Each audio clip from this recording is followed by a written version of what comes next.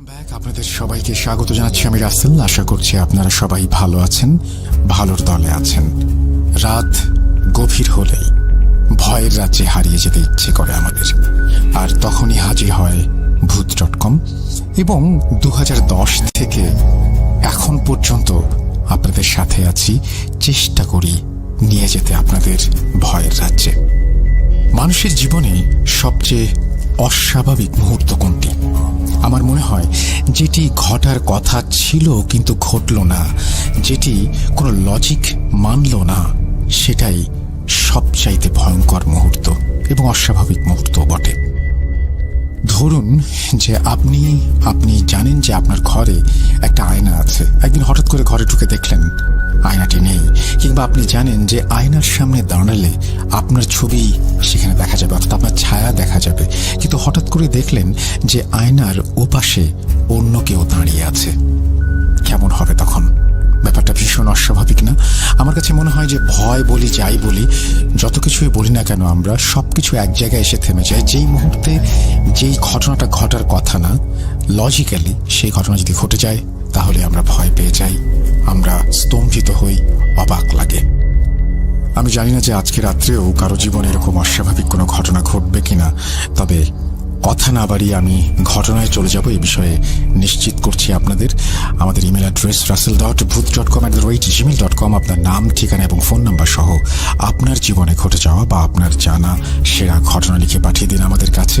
ঘটনার শুরুতে অবশ্যই উল্লেখ করুন যে ঘটনাটা আপনি স্টুডিওতে এসে শেয়ার করতে চান, নাকি আপনি চান আপনার ঘটনা আমরা পড়ে শোনাই। যারা দেশের বাইরে রয়েছেন তারা সরাসরি অডিও ক্লিপ পাঠাতে পারেন বা লিখেও পাঠাতে পারেন ঘটনা। আমরা চলে যাব আমাদের আজকের এপিসোডে। শুরু করছি প্রথম যে ঘটনাটি, সেই ঘটনাটিতে চলে যাচ্ছি সরাসরি।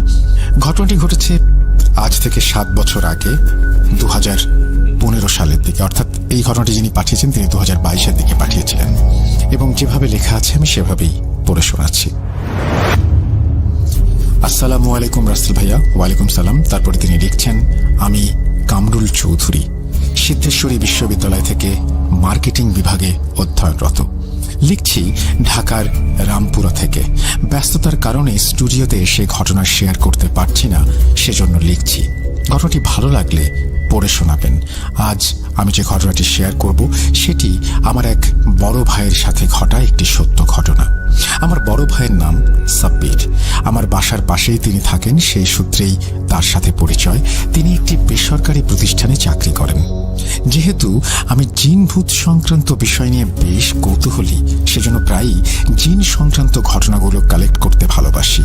একদিন বিকেলে আমার সেই বড় ভাই সাব্বিরের সাথে চা খেতে খেতে জিন রিলেটেড কিছু বিষয় নিয়ে কথা বলছিলাম। তখন সাব্বির ভাই আমাকে বলল তার সাথে একটা ভয়ঙ্কর ঘটনা ঘটেছে। তখন আমি সাব্বির ভাইয়ের কাছ থেকে ঘটনাটি জানতে চাইলাম। সাব্বির ভাই বলতে শুরু করলেন,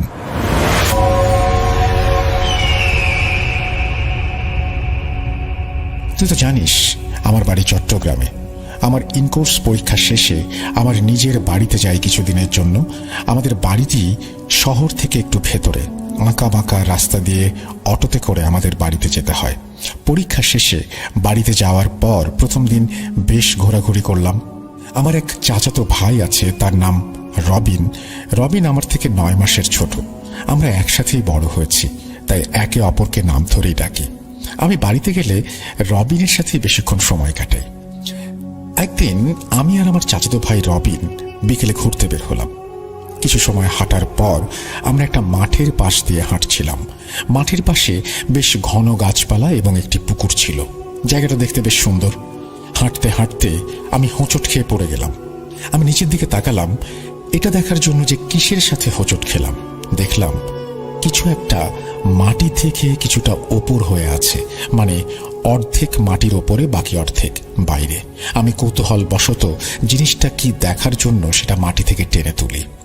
রবিন সামনে হাঁটছিল, সে পেছনে ঘুরে বলল, কিরে কি করছিস? আমি বললাম, এই যে দেখ এটা কি। রবিন বলল, এইটা তো একটা বোতল, এইটা তুই কোথায় পাইলি? আমি বললাম, এই যে মাটি থেকে টেনে তুললাম। বোতলটি কাঁচের ছিল, দেখতেও বেশ সুন্দর ছিল, মাঝারি সাইজের, কিন্তু বোতলটির গায়ে মাটি লেগেছিল আর কিছুটা বাজে গন্ধ আসছিল। হঠাৎ রবিন আমার হাত থেকে বোতলটা নিয়ে ছুঁড়ে মারে, আর বোতলটি একটি গাছের সাথে লেগে ভেঙে যায়। আমি আর রবিন দুজনেই খেয়াল করলাম বোতলটা থেকে হালকা সাদা রঙের ধোঁয়া বের হচ্ছে। আমি রবিনকে বললাম, দেখ, বোতল থেকে ধোঁয়া বের হচ্ছে। রবিন বলল, বাদ দে, অনেকদিন মাটি নিচে চাপা ছিল, সেই জন্য হয়তো। আমিও ভাবলাম রবিন হয়তো ঠিকই বলছে। তারপর সন্ধ্যা আসছে, আমরা দেখলাম, এবং মাগরিবের আজান দিচ্ছে পাশেই মসজিদ। আমরা মসজিদ থেকে নামাজ পড়ে বাসায় চলে এলাম। আমার আর রবিনের বাসা প্রায় পাশাপাশি, 2 থেকে 3 মিনিট সময় লাগে একজনের বাসা থেকে আরেকজনের বাসায় যেতে। আমি রাতে বাসায় সবার সাথে টিভি দেখছিলাম আর গল্প করছিলাম। এরপর খাওয়া দাওয়া শেষে আমি শুয়ে পড়ি। শুয়ে শুয়ে আমি ফেসবুকিং করছিলাম। হঠাৎ আমার নাকে কেমন একটা বাজে গন্ধ অনুভব করলাম। আমি ভাবলাম হয়তো আশেপাশের কোনো পচা জিনিস থেকে গন্ধ আসছে, তাই সেদিকে খেয়াল বাদ দিয়ে আমি আবার ফেসবুকিং করতে লাগলাম। হঠাৎ আমার পায়ে ঠান্ডা শীতল হাতের স্পর্শ অনুভব করলাম এবং আমি চমকে উঠলাম। কারো হাতের আঙুল দিয়ে আমার পায়ে স্পর্শ করছে কেউ, এটা আমি অনুভব করলাম। কিন্তু আমার রুমে তো আমি ছাড়া কেউ নেই, তাহলে কে স্পর্শ করলো? বারবার সেই চিন্তাটাই করছিলাম। আমি শোয়া থেকে উঠে লাইট জ্বালালাম, কিন্তু কিছুই দেখতে পেলাম না। মনের ভুল ভেবে আবার শুয়ে পড়লাম। হঠাৎ করে মাঝরাতে আমার ঘুম ভেঙে যায়। মনে হলো কেউ আমাকে টেনে বালিশ থেকে নিচে ফেলছে। এবার বেশ ভয় পেয়ে যাই। আমি চুপ করে গুটিসুটি মেরে শুয়ে থাকলাম, কিন্তু আমার ঘুম আসছিল না। কিছুক্ষণ পর আমি আবার অনুভব করি সেই শীতল হাতের স্পর্শ। আমার পা ধরে আমাকে টানছে নিচের দিকে। আমি আস্তে করে ঘাটটা ঘুরিয়ে দেখার চেষ্টা করছিলাম, এটা অন্ধকারে যতটুকু বোঝা যাচ্ছিল দেখলাম একটা ছায়ামূর্তি আমার পায়ের কাছে দাঁড়িয়ে আছে এবং বেশ লম্বা। ওই ছায়ামূর্তিটাই তার হাত দিয়ে আমার পায়ের নিচের দিকে টানছিল। এটা দেখে আমি চিৎকার দিয়ে এক দৌড়ে আম্মুর রুমে চলে যাই। তখন আব্বু আম্মু লাইট জ্বালিয়ে দেয় এবং বলে আমি কোনো খারাপ স্বপ্ন দেখেছি কিনা, কিন্তু আমি বোঝাতে পারলাম না সেটা কোনো স্বপ্ন ছিল না।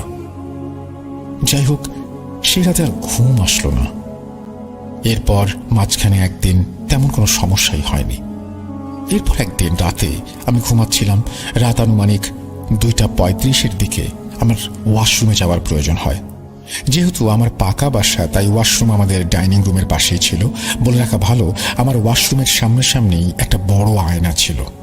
আমি ওয়াশরুম সেরে দরজা খুলে যেই বের হলাম, দেখলাম সেই ছায়ামূর্তিটি আমার সামনে দাঁড়িয়ে, ঠিক আয়নার ভেতরে স্পষ্ট দেখতে পাচ্ছি। ছায়ামূর্তির একটা হাত পেছনে আর একটা হাত সামনে। ভয়ে আমি থ হয়ে দাঁড়িয়ে আছি। আমার পুরো শরীর অবশ হয়ে আসছিল। আমি শরীর নাড়াতে পারছিলাম না। হঠাৎ করে আয়নার ভেতর থেকে কালো একটা হাত এসে আমার গলা টিপে ধরে। আমি নিঃশ্বাস নিতে পারছিলাম না, আর আমি সেখানেই অজ্ঞান হয়ে যাই। কত সময় আমি বাথরুমে অজ্ঞান হয়ে পড়েছিলাম জানি না। চোখ মেলে দেখি আমি বিছানায় শুয়ে আছি, পাশে আমার বাবা মা বসে আছে। আমি চোখ খুলে বললাম, আমি এখানে কিভাবে এলাম? তখন আম্মু বলল, সকালে আমি ফজরের নামাজ পড়তে উঠেছিলাম, ওয়াশরুমে যেতেই দেখি তুই দরজার সামনে অজ্ঞান হয়ে পড়ে আছিস। আমি আর তোর আব্বু মিলে ধরাধরি করে তোকে বিছানায় নিয়ে আসি। এরপর তোর ডাক্তার আঙ্কেলকে কল দিয়ে আনি, আর 3 ঘন্টা পর তোর জ্ঞান আসলো। এরপর আমি আমার সাথে ঘটা ঘটনা খুলে বললাম আব্বু আম্মুকে। একটু পর রবিন আর তার বাবা আমাদের বাসায় আসেন আমাকে দেখতে। তখন আমার মুখ থেকে এই সব ঘটনা শুনে রবিনের বাবা বলেন, একদিন আগেই তো রবিনের সাথে ভয়ঙ্কর একটা ঘটনা ঘটেছে। একদিন জ্বর ছিল রবিনের। তখন আমার আম্মু রবিনকে বললেন, রবিন, তোমার সাথে কি ঘটেছিল বলো আমাদেরকে। রবিন বলল, আমি রাত 10টার দিকে বন্ধুদের সাথে আড্ডা দিয়ে বাসায় ফিরছিলাম। হঠাৎ রাস্তার ধারে দেখলাম বয়স্ক একজন মানুষ বসে আছেন। আমি ওনাকে সালাম দিলাম আর বললাম, চাচা, এত রাত্রে এখানে বসে বসে কি করছেন? বয়স্ক লোকটি বলল, বাবা, আমি বিকেলে বাজারে গিয়েছিলাম, আসতে আসতে এসব পার হয়ে গেছে। আমি হাঁটতে হাঁটতে ক্লান্ত হয়ে গেছি, আর রাস্তাটাও ভুলে গেছি। কাউকে রাস্তায় দেখছিলাম না, তাই বসে আছি বাবা। আমি লোকটিকে বললাম, চাচা, আপনি কোন দিকে যাবেন? লোকটি ইশারায় বলল, বাম দিকের যে রাস্তাটা আছে সেই দিকে যাব। এবং বয়স্ক লোকটি বলল, বাবা, আমাকে একটু আগিয়ে দিয়ে আসবা? আমিও ভাবলাম ঠিক আছে, লোকটি এত করে যখন বলছে একটু এগিয়ে দিয়ে আসি। যেই ভাবা সেই কাজ। আমি লোকটির একটা হাত ধরলাম আর লোকটি তার লাঠিটি অন্য হাতে ধরল। কিছুক্ষণ যাওয়ার পর অনুভব করলাম আমি যে লোকটির হাত ধরে আছি ওনার হাত অসম্ভব রকমের ঠান্ডা। কোনো মানুষের হাত এতটা ঠান্ডা হওয়ার কথা না। তবুও মনে মনে ভাবলাম বয়স্ক মানুষ, সেজন্যই হয়তো। চাঁদনি রাত ছিল, চাঁদের আলোয় আশেপাশে সবকিছু স্পষ্ট বোঝা যাচ্ছিল, তাই লাইট জ্বালানোর প্রয়োজন মনে করলাম না। হাঁটতে হাঁটতে লোকটাকে আমি কিছু কথা জিজ্ঞেস করি, কিন্তু লোকটা আমার কোনো কথারই উত্তর দিচ্ছিল না। উনি নিজের মতো করে হাঁটছে। কিছু দূর যাওয়ার পর আমি বললাম, চাচা আর কত দূর? লোকটা বলল, এই তো বাবা, আর একটু সামনে। হঠাৎ আমি লক্ষ্য করলাম লোকটার শরীর আগের থেকে কিছুটা বড় হয়ে গেছে। আমি মনে মনে বললাম, আরে কিছুক্ষণ আগেই তো লোকটা নুয়ে নুয়ে হাঁটছিল, এখন দিব্যি সোজা হয়ে হাঁটছে কিভাবে? আমি আরও একটা জিনিস ভালোভাবে খেয়াল করছিলাম, লোকটার কোনো ছায়া মাটিতে দেখা যাচ্ছিল না। এটা দেখে আমি কিছুটা ভয় পেয়ে যাই, কিন্তু তখনও বুঝতে পারিনি এটা প্যারানর্মাল কিছু। যাই হোক, আরও কিছুটা পথ যাওয়ার পর লোকটা একটা সাঁকো দেখিয়ে বলল, বাবা ওই সাঁকোটার ওই পারে আমার বাড়ি। আমি বললাম, ঠিক আছে চলেন চাচা, আপনাকে বাড়ি পর্যন্ত দিয়ে আসি। লোকটি বলল, আচ্ছা বাবা চলো। লোকটাকে নিয়ে আমি সাঁকোতে উঠলাম। একটু যাওয়ার পর আমি পেছন ঘুরে তাকালাম বয়স্ক লোকটি ঠিকভাবে আসছে কিনা সেটা দেখার জন্য, কারণ সাঁকোতে দুজন সমানভাবে অর্থাৎ পাশাপাশি যাওয়া যায় না। একজন সামনে থাকলে অপরজনকে পেছনে থাকতে হয়। তাই আমি সামনে ছিলাম আর লোকটি পেছনে। হঠাৎ পেছন ফিরতেই দেখলাম সাঁকোর ওপর বিশাল লম্বা একজন আমার পেছনে সাঁকো পার হচ্ছে। এটা দেখে আমি প্রচন্ড ভয় পেয়ে গেলাম, কারণ এই বিশাল লোকটি ছিল সেই বয়স্ক লোকটি যার সাথে আমি এতটা পথ আসলাম। আমি নিজের চোখকে বিশ্বাস করতে পারছিলাম না যে নিমিষের মধ্যে এতটা লম্বা একটা মানুষ হয় কিভাবে। বয়স্ক লোকটি আমাকে বলল, কি বাবা, কি আমাকে সাঁকোটা পার করে দিবা না? এই কথা বলে জোরে জোরে হাসতে লাগলো আর তার আকৃতিও বড় হতে লাগলো। আমি হাতে থাকা টর্চটি তার দিকে মারলাম, কিন্তু টর্চটি কোনোভাবেই জ্বলছিল না। প্রচন্ড ভয়ে আমি আমার সাহস আর ধরে রাখতে পারলাম না। আমি সাঁকো থেকে পিছলে নিচের ডোবায় পড়ে গেলাম। ডোবায় পড়া মাত্রই হঠাৎ পানির নিচ থেকে কেউ আমার দুবার টেনে ধরলো আর আমাকে পানির নিচের দিকে টানতে লাগলো। সাঁকোর নিচেই একটা খুঁটি ছিল বাঁশের। আমি শক্ত করে খুঁটিটা ধরেছিলাম দুই হাত দিয়ে, কোনোভাবেই ধরে রাখতে পারছিলাম না। বারবার আমার হাত পিছলে যাচ্ছিল। আমি মনে মনে আল্লাহর নাম নিতে থাকি আর মনে মনে যে সূরা মনে আসে সেই সূরাই পড়তে থাকি। হঠাৎ আমি অনুভব করলাম আমার পাটা ছেড়ে দিয়েছে পানির নিচ থেকে। আমি কোনো মতে সাঁতরে পানিতে উঠলাম। তারপর প্রচন্ড ভয় ও ভেজা কাপড় নিয়ে দৌড়াতে দৌড়াতে বাসায় এসে অজ্ঞান হয়ে যাই। জ্ঞান আসার পর অনুভব করলাম শরীরে প্রচন্ড ব্যথা, গায়ে জ্বর। হাব্বু বলল, কাল রাত 11:50 দিকে তুই বাসার সামনে এসে তোর মাকে জোরে জোরে ডাকছিলি। তোর আওয়াজ শুনে আমি আর তোর আম্মু দরজা খুলতেই তুই অচেতন হয়ে পড়ে যাস। কাল রাতে কি হয়েছিল তোর সাথে? তারপর আমি আব্বুকে সব ঘটনা খুলে বললাম। আর আজ সকালে খবর পেলাম সাব্বিরও নাকি রাতে বেহুশ হয়ে গেছে, তাই হন্তদন্ত হয়ে ছুটে আসলাম। এরপর আমার আব্বু আমাদেরকে এলাকার মসজিদের ইমাম সাহেবের কাছে নিয়ে আসেন। ইমাম সাহেব সমস্ত ঘটনা শোনার পর বলেন, আপনাদের সন্তানের ওপর খারাপ কিছু খুবই শক্তিশালী এক জিনের বদনজর পড়েছে। ওরা যে কাঁচের বোতলটি ভেঙেছিল, হতে পারে তার মধ্যে জিনটি বন্দী ছিল, আর এই কারণেই তাদের সাথে এসব ঘটনা ঘটছে। আপনারা চিন্তা করবেন না, আমি রুকাইয়া করে আপনাদের বাসাটা বন্ধ করে দিচ্ছি। ইনশাআল্লাহ কোনো ধরনের সমস্যা হবে না। এরপর ইমাম সাহেব তার রিচুয়ালের মাধ্যমে আমাদের ও রবিনের বাসা বন্ধ করে দেয়, যাতে জিনটি আমাদের বাসায় প্রবেশ করতে না পারে। এরপর আমাকে আর রবিনকে কিছু আমল দেন, 5 ওয়াক্ত নামাজ নিয়মিত পড়তে বলেন। এরপর থেকে এখন পর্যন্ত ইনশাআল্লাহ আমাদের আর কোনো সমস্যা হয়নি। এটাই ছিল সাব্বির ভাইয়ের সাথে ঘটা একটি সত্য ঘটনা। ঘটনাটি কেমন ছিল অবশ্যই জানাবেন। রাসেল ভাইয়া, আপনার এবং ভূত.com এর লিসেনারদের জন্য রইল অনেক অনেক শুভকামনা ও ভালোবাসা। ভূত.com দীর্ঘজীবী হোক। আল্লাহ হাফেজ। এই বলে তিনি তার ঘটনা শেষ করেছেন। আশা করছি এই ঘটনাটা আপনাদেরও ভালো লেগেছে। যদি ভালো লাগে অবশ্যই আমাদের জানাবেন, যদি ভালো না লাগে সেটাও আমাদের জানাবেন। আমার কাছে খুব ইন্টারেস্টিং লেগেছে প্রত্যেকটা মুহূর্ত। সুতরাং সত্যিই আপনি যদি এই ঘটনার হাত ধরে ভয়ের রাজ্যে হারিয়ে যেতে পারেন, ক্ষতি কি? আমরা চলে যাব আমাদের পরবর্তী ঘটনায়।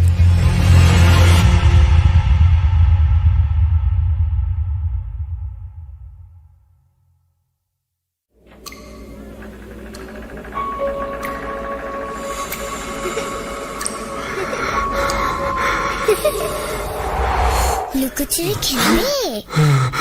লুকোচুরি তুমি লুকাও, আমি ঠিকই তোমাকে খুঁজে পাবো।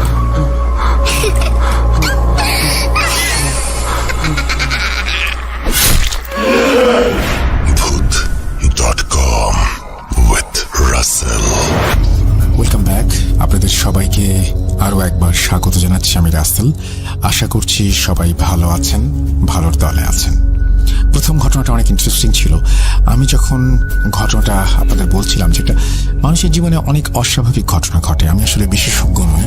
আমি হঠাৎ করেই কোন ঘটনার কি মানে সেটা হয়তো বলতে পারবো না। আমি খুবই আমার নিজের জায়গা থেকে আমার নিজের দায়িত্বটা খুবই সততার সাথে পালন করার চেষ্টা করেছি, এবং আমি চাইনি যে কোনো কিছুকে অতিরঞ্জিত করে আপনাদের সামনে উপস্থাপন করতে, একটা মোড়ক দিতে। যার কারণে আমি আসলে সত্যি কথা বলতে যে ঘটনাটা শুনে আমার ভয় লাগে বা আমার ভেতরে একটা শিহরণ তৈরি হয়, সেই ঘটনাটা চেষ্টা করি আপনাদের সাথে শেয়ার করতে। এবং এখনো পর্যন্ত আমি ভালো ঘটনার সন্ধানে থাকি প্রতিদিন। আমার মনে হয় প্রতিদিনই যে যা হচ্ছে তার চাইতে আরো ভালো করা উচিত, আরো ভালো করা উচিত, আরো ভালো করা উচিত। এবং প্রতিদিনই আমার মধ্যে আপনাদের হারানোর ভয় কাজ করে, যে কোনো একদিন যদি হঠাৎ করেই আপনাদের মনে হয় যে রাসেল ভাই না, শুনলাম না আজকে, আমি এই ফিয়ারটা আমার মধ্যে সবচেয়ে, যদি জিজ্ঞেস করেন আমার জীবনের ভয় কি, আমার জীবনের ভয় হচ্ছে আপনারা যদি আমার প্রতি অসন্তুষ্ট হন। তো যাই হোক, আমি আশা করব যে আপনারা প্রথম থেকে শেষ পর্যন্ত আমার সঙ্গে থাকবেন। আমাদের ইউটিউব চ্যানেলটি অবশ্যই সাবস্ক্রাইব করবেন। আর যে russellbooth.com ইউটিউব চ্যানেল, এটি আমরা অনেক আশা নিয়ে শুরু করেছি আপনাদের ভরসায়। সুতরাং আশা করব যে আপনারাই এটাকে সামনে টেনে নিয়ে যাবেন। এই দায়িত্বটা আপনাদের দিলাম, ঘটনা সংগ্রহ এবং বাকি সবকিছু আমরা নিলাম। আমি চলে যাচ্ছি আমাদের পরবর্তী ঘটনায়। যেভাবে লেখা আছে আমি চেষ্টা করছি সেভাবেই আপনাদের পড়ে শোনাতে। আসসালামু আলাইকুম প্রিয় রাসেল ভাই, কেমন আছেন? অবশ্য আল্লাহর রহমতে আপনি সবসময় ভালো থাকেন। আমি আয়ান, আমি ঢাকা জেলার দোহার থানার একটি গ্রামে থাকি। আমি বর্তমানে সৌদি আরবে আছি, তাই আমার পক্ষে সে ঘটনা বলা সম্ভব নয়। আর যে ঘটনাটি আমি শেয়ার করব, ভালো লাগলে অবশ্যই আপনি voot.com এর সাথীদের সাথে শেয়ার করবেন। আর হ্যাঁ, আগেই বলে রাখি, লেখায় ভুল হলে ক্ষমা করবেন। আমি আজ যে ঘটনাটি বলতে যাচ্ছি তা আমার এক বান্ধবীর সাথে চলমান ঘটনা। তার নাম প্রকাশ না করার অনুরোধ রয়েছে। আমার বান্ধবী যেভাবে বলেছে ঠিক সেভাবেই শুরু করছি। হঠাৎ একদিন মাহি আমাকে কল দিল। আয়ান, কেমন আছিস? আলহামদুলিল্লাহ ভালো, তোর কি খবর? তোর তো কোনো খোঁজ খবরই নেই। বেঁচে আছি, এটাই বেশি। কথা শুনে আমি কিছু বলতে না বলতেই মাহি বলে উঠল, শোন, তোর সাথে আজকে আমার অনেক কথা আছে। বলে মাহি বলতে শুরু করলো, তুই তো জানিস আমার বিয়ে হচ্ছিল না। আল্লাহর রহমতে আমি এত সুন্দর হওয়ার পরেও বিয়ে হচ্ছিল না। যাই হোক, প্রথমে ভাবতাম এমনি কিছু হয়নি। এরপর 22/7/2021 ফাইনালি আমার বিয়ে হয়। প্রথমে তো বিয়ের পর নতুন জীবন সুখেরই ছিল। কিছুদিন যেতে না যেতেই শুরু হলো বিষাক্ত এক অধ্যায়। কি জন্য বলছি পুরো কথা শুনলে বুঝতে পারবি। 3/11/2021 ঘটনার প্রথম দিন। আমার প্রচন্ড মাথা ব্যথা। সন্ধ্যা হলেই মাথা তুলে রাখতে পারি না, ওঠাতে পারি না। যাই হোক, তোর দুলাভাই আমাকে ডাক্তার দেখিয়ে ওষুধ নিয়ে আসে। তারপর আবার সব স্বাভাবিক হয়ে যায়। এরপর 2-3 দিন আর তেমন কোনো সমস্যা নেই। 8/11/2021 আবার সেই মাথা ব্যথা। এবার ওষুধে কাজ হচ্ছে না। এভাবেই কেটে যাচ্ছে। 17/11/2021 আমার সন্ধ্যা হলেই মাথা ব্যথা এখন আবার নতুন ভাবে শুরু হয়। শ্বশুর শাশুড়ি আর নিজের জামাইয়ের ওপর একটা অত্যাচার। কি ভাবছিস হঠাৎ করে এই কথা কেন বললাম? শোন, আমাদের বিয়ের শুরুর দিকটা থেকেই আমার জামাই আমাকে অনেক পছন্দ করত। শুরুটা ভালো লাগলেও আস্তে আস্তে 2-3 মাস যেতে না যেতেই আমার জামাই আমার শাশুড়ি কেমন যেন হয়ে উঠল। কথায় কথায় বকাবকি, এমনকি একদিন গায়ে হাত পর্যন্ত উঠালো। যাই হোক, আমার সাথে কি হতে চলেছিল আমি জানি না। এভাবে আমার সাথে 3/1/2022 পর্যন্ত চলতে থাকে। এরপর আমি অনেক অসুস্থ হয়ে পড়ি, তাই আমাকে নিয়ে হাসপাতালে ভর্তি করা হয়। ডাক্তার আমাকে দেখে তেমন কোনো সমস্যা নেই বলে দেয়, আমার শরীর অনেক দুর্বল এটাই বলে। যাই হোক, আমি বাসায় চলে আসি। 2 দিন পর আগের মতোই মাথা ব্যথা, আমার জামাই বকাবকি, মারধর, এভাবেই 13/1/2022 পর্যন্ত চলে। আর হ্যাঁ, ভুলে গেছি, এর মাঝে আমার মা আমাকে নিতে আসলেও তাকে নানা অজুহাতে ফিরিয়ে দেয়া হতো। অবশেষে একদিনের জন্য মা এসে অনেক কষ্টে আমাকে নিয়ে গেল 14/1/2022। যাওয়ার পর আমি মাকে সবকিছু খুলে বললাম। মা এই ব্যাপারে বাবার সাথে কথা বলে আমাকে রাতে জানাবেন বলল। তারপর হঠাৎ বিকেলে আমার বড় দাদু আমার বাসায় আসলো, আমি বাসায় আছি শুনে। এরপর দাদু আমাকে দেখে বলে উঠল, তোর চেহারার কি হাল হয়েছে? জিজ্ঞেস করতে করতে মা এসে পড়ল। মা দাদুকে সালাম দিয়ে বলল, বাবা বসেন, চা করে আনি। চা নিয়ে আসতেই দাদু বলে উঠল, তোর মেয়ের উপরে নজর আছে, তুই ভালো করে কোনো হুজুর দেখা। তারপর মা উঠে বলল, কি বলেন বাবা? দাদু বলল, দেখ তোর মেয়ের চেহারার কি অবস্থা, তাছাড়া মাহি সুন্দর চেহারার অধিকারী, আর এখন কি তার চেহারা হয়েছে। মাহিকে আমি টিকেটপুরের এক হুজুরের নাম্বার দিচ্ছি, ওইখানে যা। এই বলে নাম্বারটা দিয়ে দাদু চলে গেল। এর পর দিন আমার জামাই আমাকে নিতে আসছিল, কিন্তু আমার মায়ের কারণে তা সম্ভব হলো না। এরপর আরো 2 দিন থাকার অনুমতি দিয়ে সে চলে গেল। আমার মা আমাকে বলল, রেডি হয়ে নে, হুজুরের কাছে যাব। এরপর দুপুরে দাদুর দেয়া ঠিকানায় আসি। তারপর হুজুরের জন্য অপেক্ষা করতে করতেই হুজুর চলে আসলো। এসে আমাকে দেখে বলল, তুমি আর দেরি না করে অজু করে আমার রুমে আসো। আমি অবাক হয়ে অজু করে মাকে সাথে নিয়ে হুজুরের রুমে প্রবেশ করলাম। এসে পড়তেই হুজুর বলল, দেখো মা, তোমার দাদুর কথাই ঠিক, তোমার ওপর দুষ্টু এক জিনের নজর আছে। এরপর হুজুর আমার বাম হাতের কেনি নখ ধরে আমাকে বলল, কালকে এসো। অতঃপর 16/1/2022 আমরা হুজুরের বাসায় এসে পড়লাম, আর দেখলাম 2টা রোগী দেখে হুজুর তাদের বিদায় দিয়ে আমাদের ভেতরে আসতে বলল এবং বলতে শুরু করলো, তোমার তো আগে বিয়ে হচ্ছিল না, এর কারণ কি কিছু জানো? কারণ তোমাকে একটা ছেলে আড়াল থেকে অনেক ভালোবাসতো, কখনো তোমাকে বলতে পারতো না। তার নাম বলছি না, কিন্তু তোমাদের বাসার কাছেরই কেউ। যাই হোক, তোমার জন্য পাগল হয়ে ওঠে সেই ছেলেটি, আর সেই পাগলামির কারণে আজ তোমার এই অবস্থা। শুরুতে তোমাকে ছেলেটি পাওয়ার লোভে এক হিন্দু তান্ত্রিকের সাথে কথা বলে, যাতে তোমার কোথাও বিয়ে না হয়। আর প্রথম তো তাই হচ্ছিল, কিন্তু তুমি তো আগে থেকে অনেক নামাজ পড়তে, আর তোমার মাও একজন নামাজি মানুষ। তাছাড়া তান্ত্রিকের ওই নজর তোমার বেশি ক্ষতি করতে সক্ষম হয়নি, তাই অবশেষে তোমার বিয়ে হয়ে যায়। বিয়ের পর থেকেই তোমার নতুন বিপদ তোমার সাথে চলে আসে। এইদিকে তোমার জন্য পাগল ওই ছেলে, অন্যদিকে তোমার শাশুড়ি। যাই হোক, তোমার বিয়ের কিছুদিন ভালোভাবেই যায়। এরপর ওই দুষ্টু ছেলেটা আবার তান্ত্রিকের কাছে গিয়ে বলে, কি করলেন আপনি, কিছুই তো হলো না। এরপর তান্ত্রিককে দিয়ে সেই দুষ্টু ছেলেটি জিনের নজর তোমার উপরে রাখে, যার কারণে সন্ধ্যা হলেই তোমার প্রচন্ড মাথা ব্যথা হতো। ওই জিনকে দিয়ে তোমার খুব খোঁজ খবর নিত, আর ওইদিকে তোমার শাশুড়ি তোমার দিকে তার একমাত্র ছেলের ভালোবাসা বেশি বলে সেও এক মহিলার কাছে যায় এবং তোমার ওপর কালো জাদু করে। ফলে তোমার স্বামী তোমার উপর খারাপ ব্যবহার করা শুরু করে। এই বলে হুজুর মাকে বললেন, এর সমাধান আমি কালকের মধ্যে দিয়ে দিব। এরপরে আর সময় নেই, কারণ হুজুর আসরের নামাজের পরে 1 ঘন্টা রোগী দেখেন। যাই হোক, আমার হাতে আর একদিন, তাই চলে গেলাম। পরদিন হুজুর আমাকে কিছু আমল, 3টা তাবিজ, মাকে 4টা কাগজে আরবি লেখা কাগজ দিয়ে ঘরের 4 কোণে মাগরিবের আজানের সাথে সাথেই সেটা পুঁতে দিতে বললেন। আমরা বাসায় চলে আসি, আর এরপর আমার সংসার করা হয়নি। আজ 2 বছর হতে চলল আমাদের ডিভোর্সের। যাই হোক, এর মধ্যে কিছুদিন যেতে না যেতেই আমরা নতুন বাসায় উঠি। এখনো সেই আগের মাথা ব্যথা আর অন্ধকার একাকিত্ব রয়ে গেছে। এখনো মনে হয় কেউ আমার উপরে নজর রাখে। তুই যদি এর শেষ সমাধান খুঁজে পাস আমাকে বলিস। এই ছিল আমার নতুন সংসার, 5 মাসেই শেষ। তাই আর তোদের কারো সাথে যোগাযোগ করিনি। তুই বাসায় আসিস, পরে আরো কিছু যা আছে ফোনে বলতে পারছি না, বলবো তখন। এই বলে আমি হ্যাঁ বলতেই, ভালো থাকিস, পরে কথা হবে, বলল সে। এই ছিল আমার বান্ধবীর সাথে ঘটে যাওয়া এক সংসার ভেঙে যাবার কাহিনী। লেখায় ভুল ত্রুটি হলে ক্ষমা করবেন।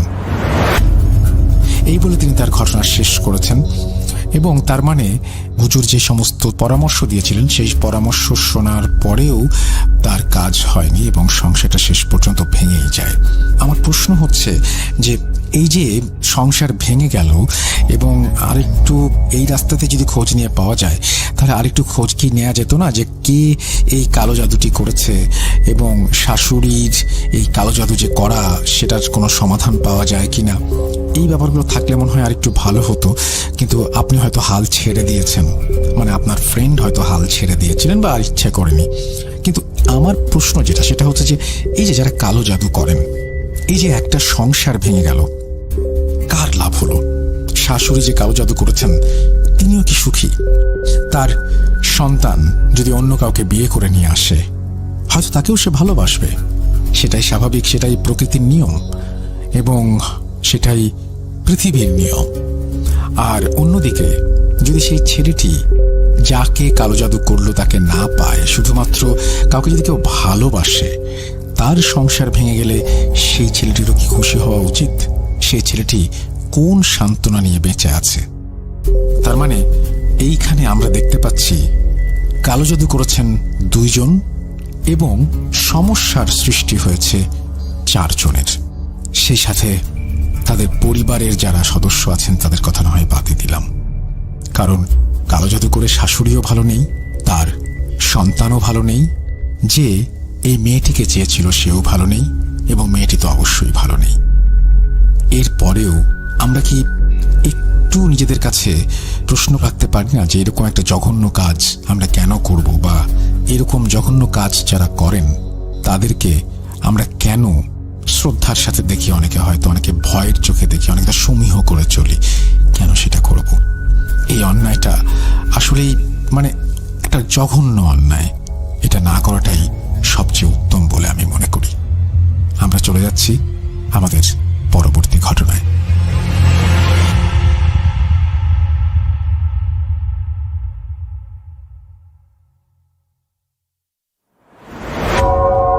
আবারও রাতের আঁধারে ভয়ের রাজ্য ফুঁড়ে ফিরেছি সেই পুরনো সুরে।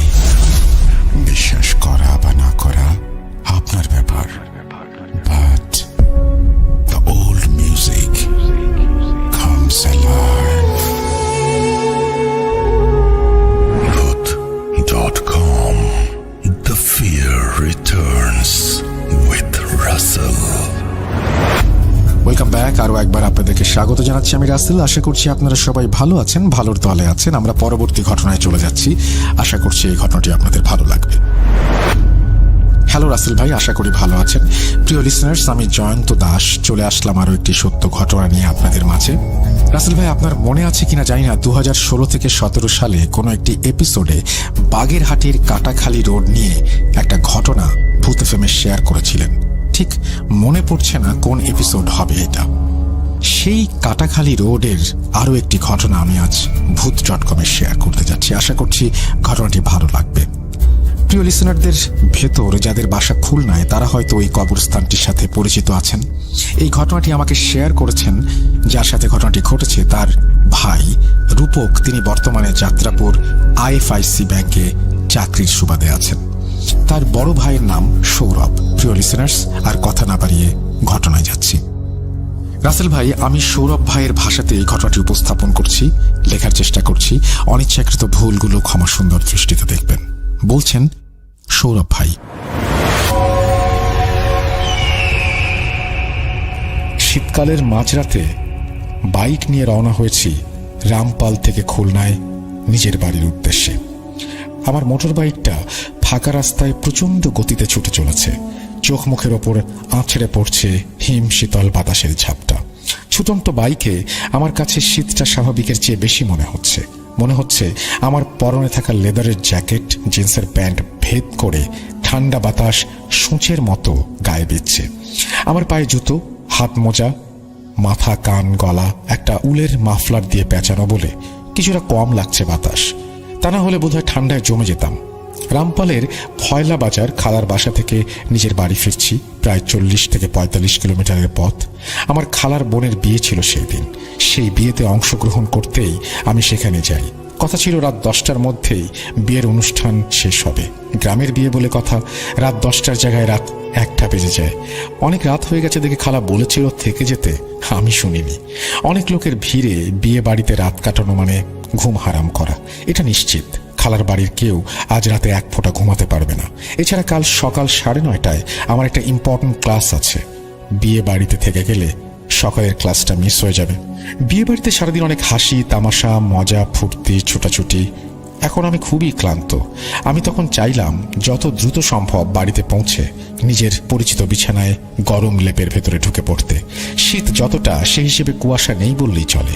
অনেক দূর পর্যন্ত বাইকের হেডলাইটে স্পষ্ট দেখা যাচ্ছে। হঠাৎ আমি বেশ চমকে উঠি। চুলকাটি চন্দ্রমহল পার হতেই রাস্তার মাঝ বরাবর কুচকুচে কালো রঙের মোটাসোটা একটা বেড়াল চুপচাপ বসে আছে। বিড়ালটা স্থির চোখে সোজা বাইকের হেডলাইটের দিকে তাকিয়ে আছে। হেডলাইটের আলোয় বিড়ালটার চোখগুলো জলজল করছিল। আমি বাইকের গতি কমিয়ে ফেলেছি অনেকটা। বিড়ালটা একেবারে কাছাকাছি পৌঁছে যেতেই অলস ভঙ্গিতে রাস্তার পাশে নেমে গেল। আমার মনে একটা ভাবনা ঢেউ খেলে গেল। আমার বড় খালা বলতেন, নিশিরাতে পথের মধ্যে কালো বেড়াল দেখা খুবই খারাপ। বড় খালার কথা মনে করে আমি নিজেই মনে মনে একটু হাসলাম। আগের দিনের মানুষের কত রকমই না কুসংস্কার ছিল। ফাঁকা রাস্তায় ভোঁ ভোঁ শব্দ তুলে আমার বাইকটা একটানা ছুটেই চলেছে। আমি তখন চুলকাঠি বাজার ছাড়িয়ে কাটাখালি বাজারের আগে মহিষের খামারের ওইখানে পৌঁছে গেছি। আমার রাস্তার পাশে অনেক দিনের পুরনো একটা কবরস্থান আছে। বর্তমানে কবরস্থানটা বোধহয় পরিত্যক্ত। অনেক দূর থেকেই হেডলাইটের আলোয় চোখে পড়ল কবরস্থানের গেটের সামনে সাদা রঙের বোরখা পরা এক মহিলা দাঁড়িয়ে আছে। মহিলার কোলে সাদা কাপড়ে পেঁচানো কি একটা। মহিলা হাত উঁচিয়ে আমাকে বাইক থামানোর জন্য ইশারা করছে। আমি মহিলার সামনে গিয়ে বাইক দাঁড় করিয়েছি। ঠিক তখনই আমার নাকে আতর কর্পূরের মিশ্র তীব্র গন্ধ এসে পৌঁছায়। মহিলার মুখটা হিজাব দিয়ে ঢাকা, এমনকি চোখ দুটোও দেখা যাচ্ছে না। মহিলা কেমন যেন পাথরের মূর্তির মতো সোজা দাঁড়িয়ে রয়েছে। মহিলার বেশ আর আতর কর্পূরের গন্ধে আমার প্রচন্ড অস্বস্তি লাগছিল। আমি অস্বস্তি কণ্ঠে জিজ্ঞেস করলাম, থামালেন কেন আমাকে? কি দরকার বলুন? বাইকটা স্টার্ট অবস্থায় রয়েছে বলে প্রশ্নগুলো গলা উঁচিয়ে করতে হলো। মহিলা কেমন রুক্ষ কণ্ঠে আদেশের মতো করে বলল, আপনি তো কাটাখালি বাজার হয়ে যাবেন, আমাকে আপনি কাটাখালি বাজার পর্যন্ত নিয়ে চলুন। আমি বিরক্তিতে ভ্রু কুঁচকে জিজ্ঞেস করলাম, আপনি এত রাত্রে এখানে কেন এসেছিলেন? মহিলাটি তখন তার কোলে সাদা কাফনে মোড়ানো পোটলাটি দেখিয়ে বলল, এই বাচ্চাটাকে দাফন করার জন্য নিয়ে এসেছিলাম, কিন্তু এসে দেখি কবরস্থান বন্ধ হয়ে গেছে, কেউ নেই, তাই আবার ফিরে যাচ্ছি। আমার গায়ে কাঁটা দিয়ে উঠল। এবার এতক্ষণ আমি ভালোভাবে লক্ষ্য করিনি।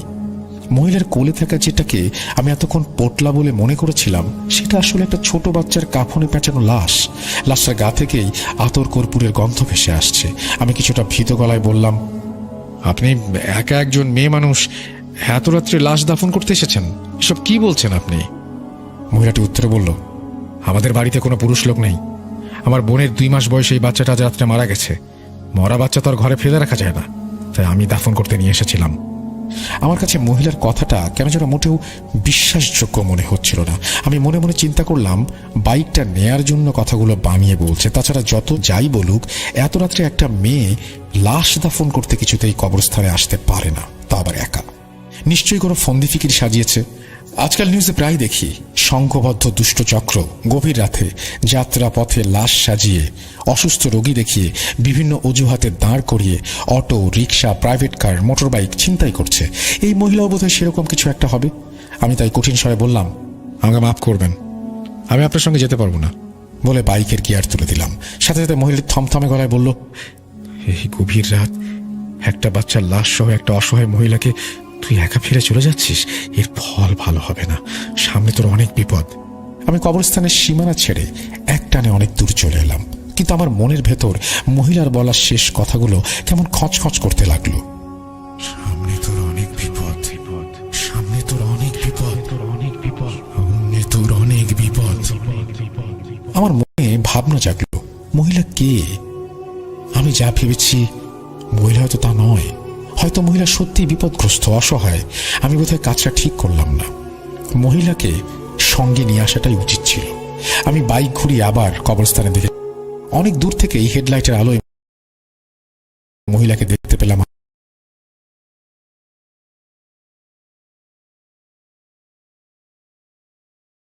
আবারও মহিলা এখনো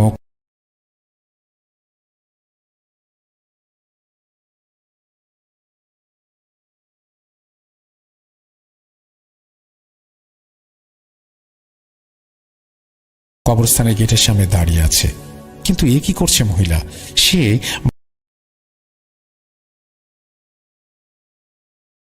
চাপ খুলে ফেললো।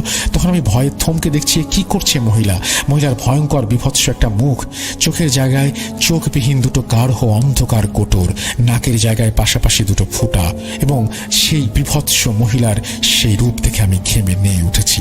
বাইকের মুখ ঘুরিয়ে আমি কাটাখালি বাজারের দিকে ঝড়ের গতিতে ছুটতে লাগলাম। কবরস্থান এলাকা ছেড়ে অনেক দূর চলে এসেছি আমি। এখনো বাইকটা ঝড়ের গতিতে ছুটে চলেছে। মনে হচ্ছে আমি যেন শূন্যে ভেসে চলেছি। আমি কিছুতে নিজেকে সামলাতে পারছিলাম না। আমি নিজে জিজ্ঞেস করলাম, আমি কি দৃশ্য দেখলাম? যা দেখেছি তাকে সত্যি নাকি চোখের ভ্রম?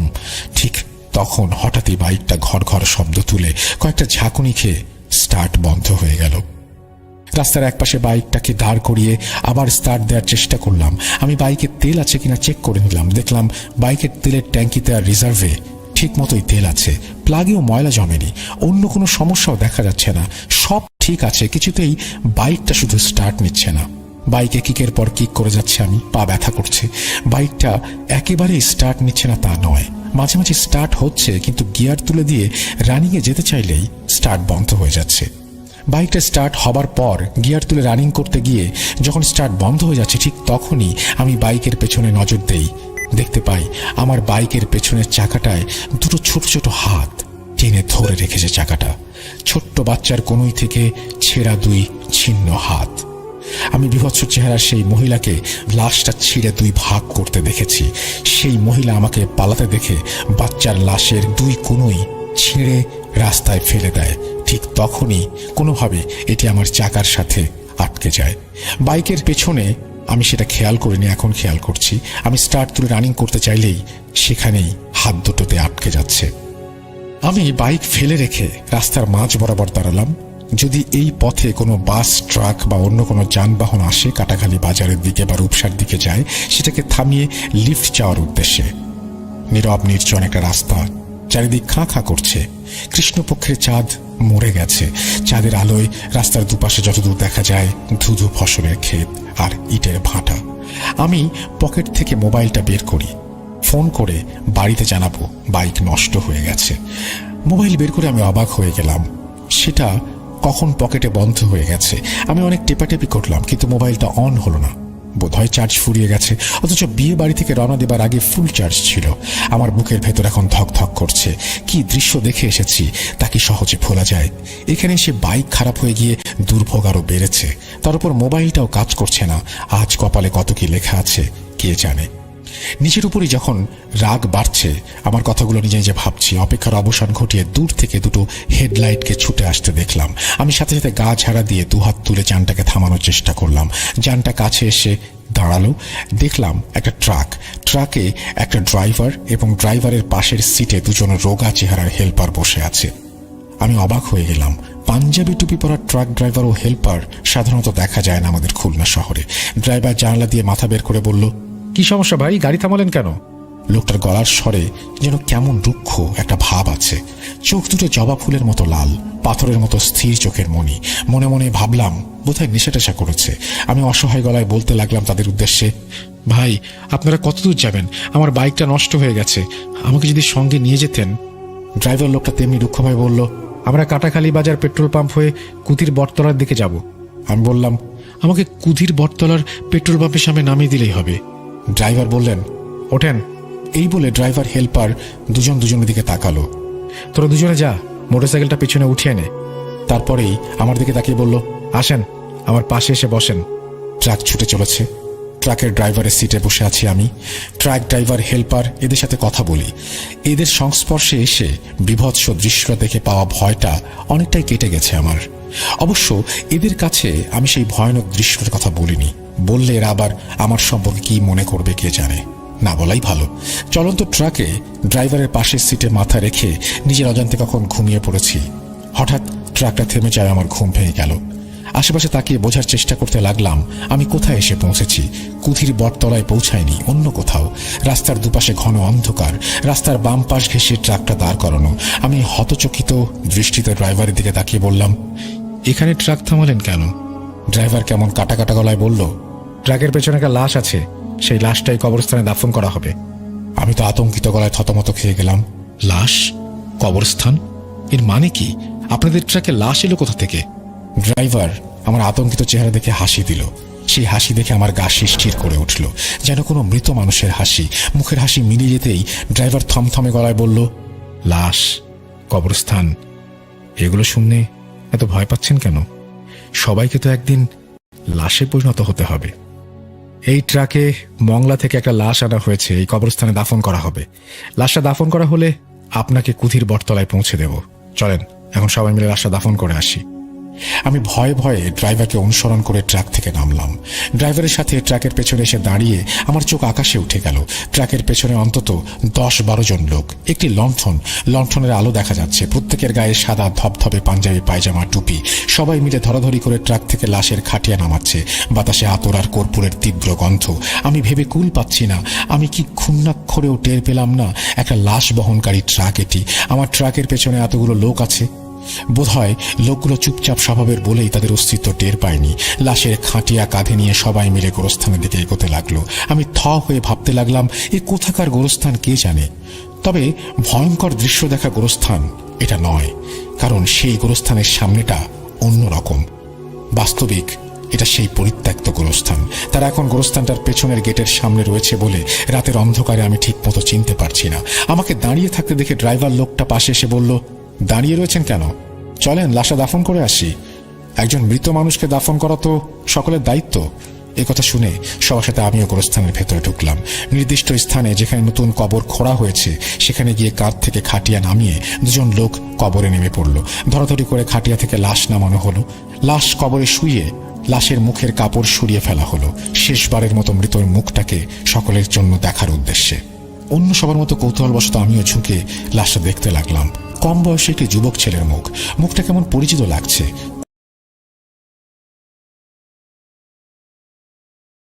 ভাবতে ভাবতে মনে পড়তেই আমি প্রচন্ড শিউরে উঠি। শির দ্বারা বেয়ে নেমে গেল ভয়ের স্রোত।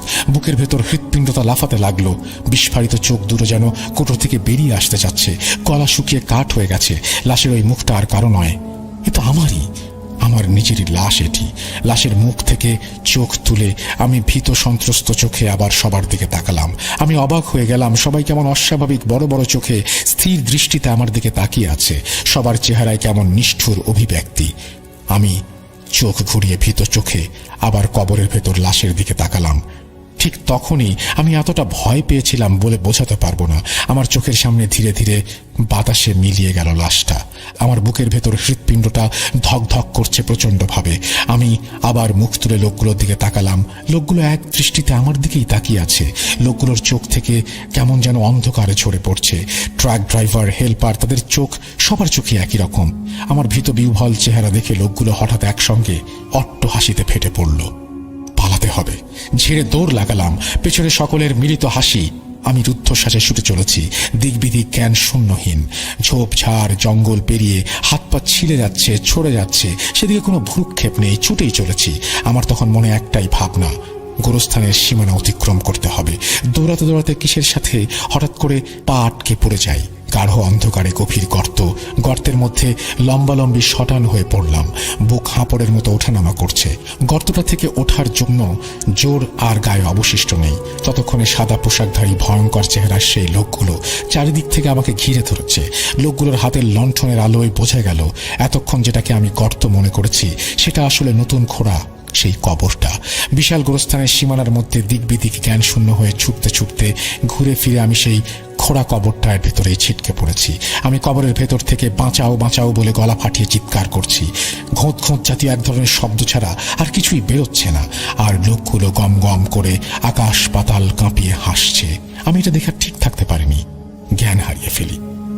পরে যখন ঘুম ভাঙে সবাই বলে আমি নাকি কবরস্থানের সামনে পড়েছিলাম। কিছু লোক সকালে আমাকে কবরস্থানের সামনে পড়ে থাকতে দেখে মোবাইল থেকে 2-3 নম্বরে কল দিয়ে, খালামণির নাম্বার ছিল সেখানে কল দিয়ে আমাকে বাসায় পাঠানো হয়। এইটুকু বলে রূপক তার বড় ভাই সৌরভের ঘটনাটি শেষ করে। রাসেল ভাই এখন থেকে নিয়মিত সত্য ঘটনাগুলো কালেক্ট করে ভূত.com-এ শেয়ার করব, ঘটনাটি লিসনারদের সাথে শেয়ার করবেন। খুবই অস্বাভাবিক একটি ঘটনা এবং আমি জানি যে অনেকেরই এই ঘটনা বিশ্বাস করতে কষ্ট হবে। আমিও জানি না সত্য মিথ্যা, কিন্তু ঘটনাটি যিনি লিখেছেন তিনি বলছেন তিনি সত্য ঘটনা সংগ্রহ করে লিখছেন, বিচারের ভার আপনাদের উপরে। আর কিন্তু যেই আবহ তিনি তৈরি করেছেন, আমার কাছে মনে হয়েছে যে দুটো ঘটনা একদিনে ঘটেছে, খুবই অস্বাভাবিক এইটাই। তাছাড়া এই দুটো ঘটনা, এরকম ধরনের ঘটনা আমরা এর আগেও পেয়েছি।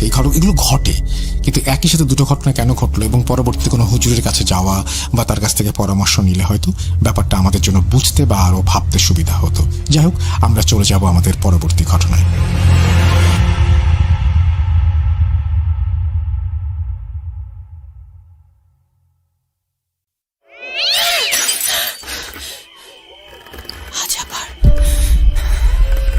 শুনতে পাচ্ছেন শব্দটা?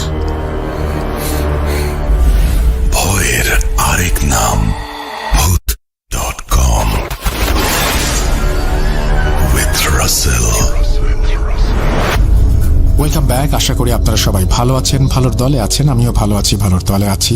আশা করছি আপনারা এনজয় করছেন আমাদের আজকের এপিসোডটি। কোনো কথা না বলে আমি সরাসরি চলে যাব প্রথম অডিও ক্লিপটিতে। আশা করছি ভালো লাগবে আপনাদের। চলুন শুনে আসি।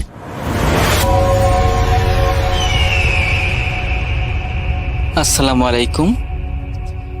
রাসেল ভাই এবং ভূত.com-এর সকল শ্রোতাকে জানাচ্ছি আমি আমার পক্ষ থেকে অসংখ্য শুভেচ্ছা, অভিনন্দন এবং মোবারকবাদ। প্রথমেই আমি আমার পরিচয় পর্ব শেষ করে তারপরে আমি আমার ঘটনায় যাব। রাসেল ভাই, আমি সুজন, খুলনা বিভাগের বাগেরহাট জেলা থেকে বলছি এবং আমি বর্তমানে একটি ঔষধের ফার্মেসিতে কর্মরত অবস্থায় আছি।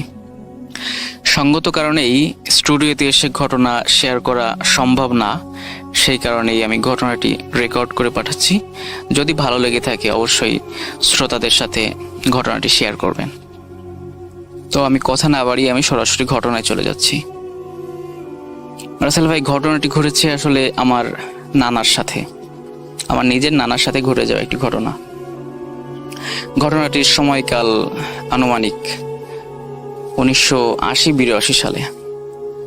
তখন আমার নানা ছিলেন একজন পেশায় তেলের ব্যবসায়ী আর কি।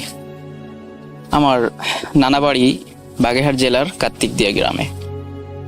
তো রাসেল ভাই, গ্রামে অঞ্চলে আসলে অনেক আগে রাত্রিবেলায় গানের আসর হতো, গানের আসর অথবা বিভিন্ন যাত্রাপালা এই টাইপের অনেক কিছু হতো আর কি।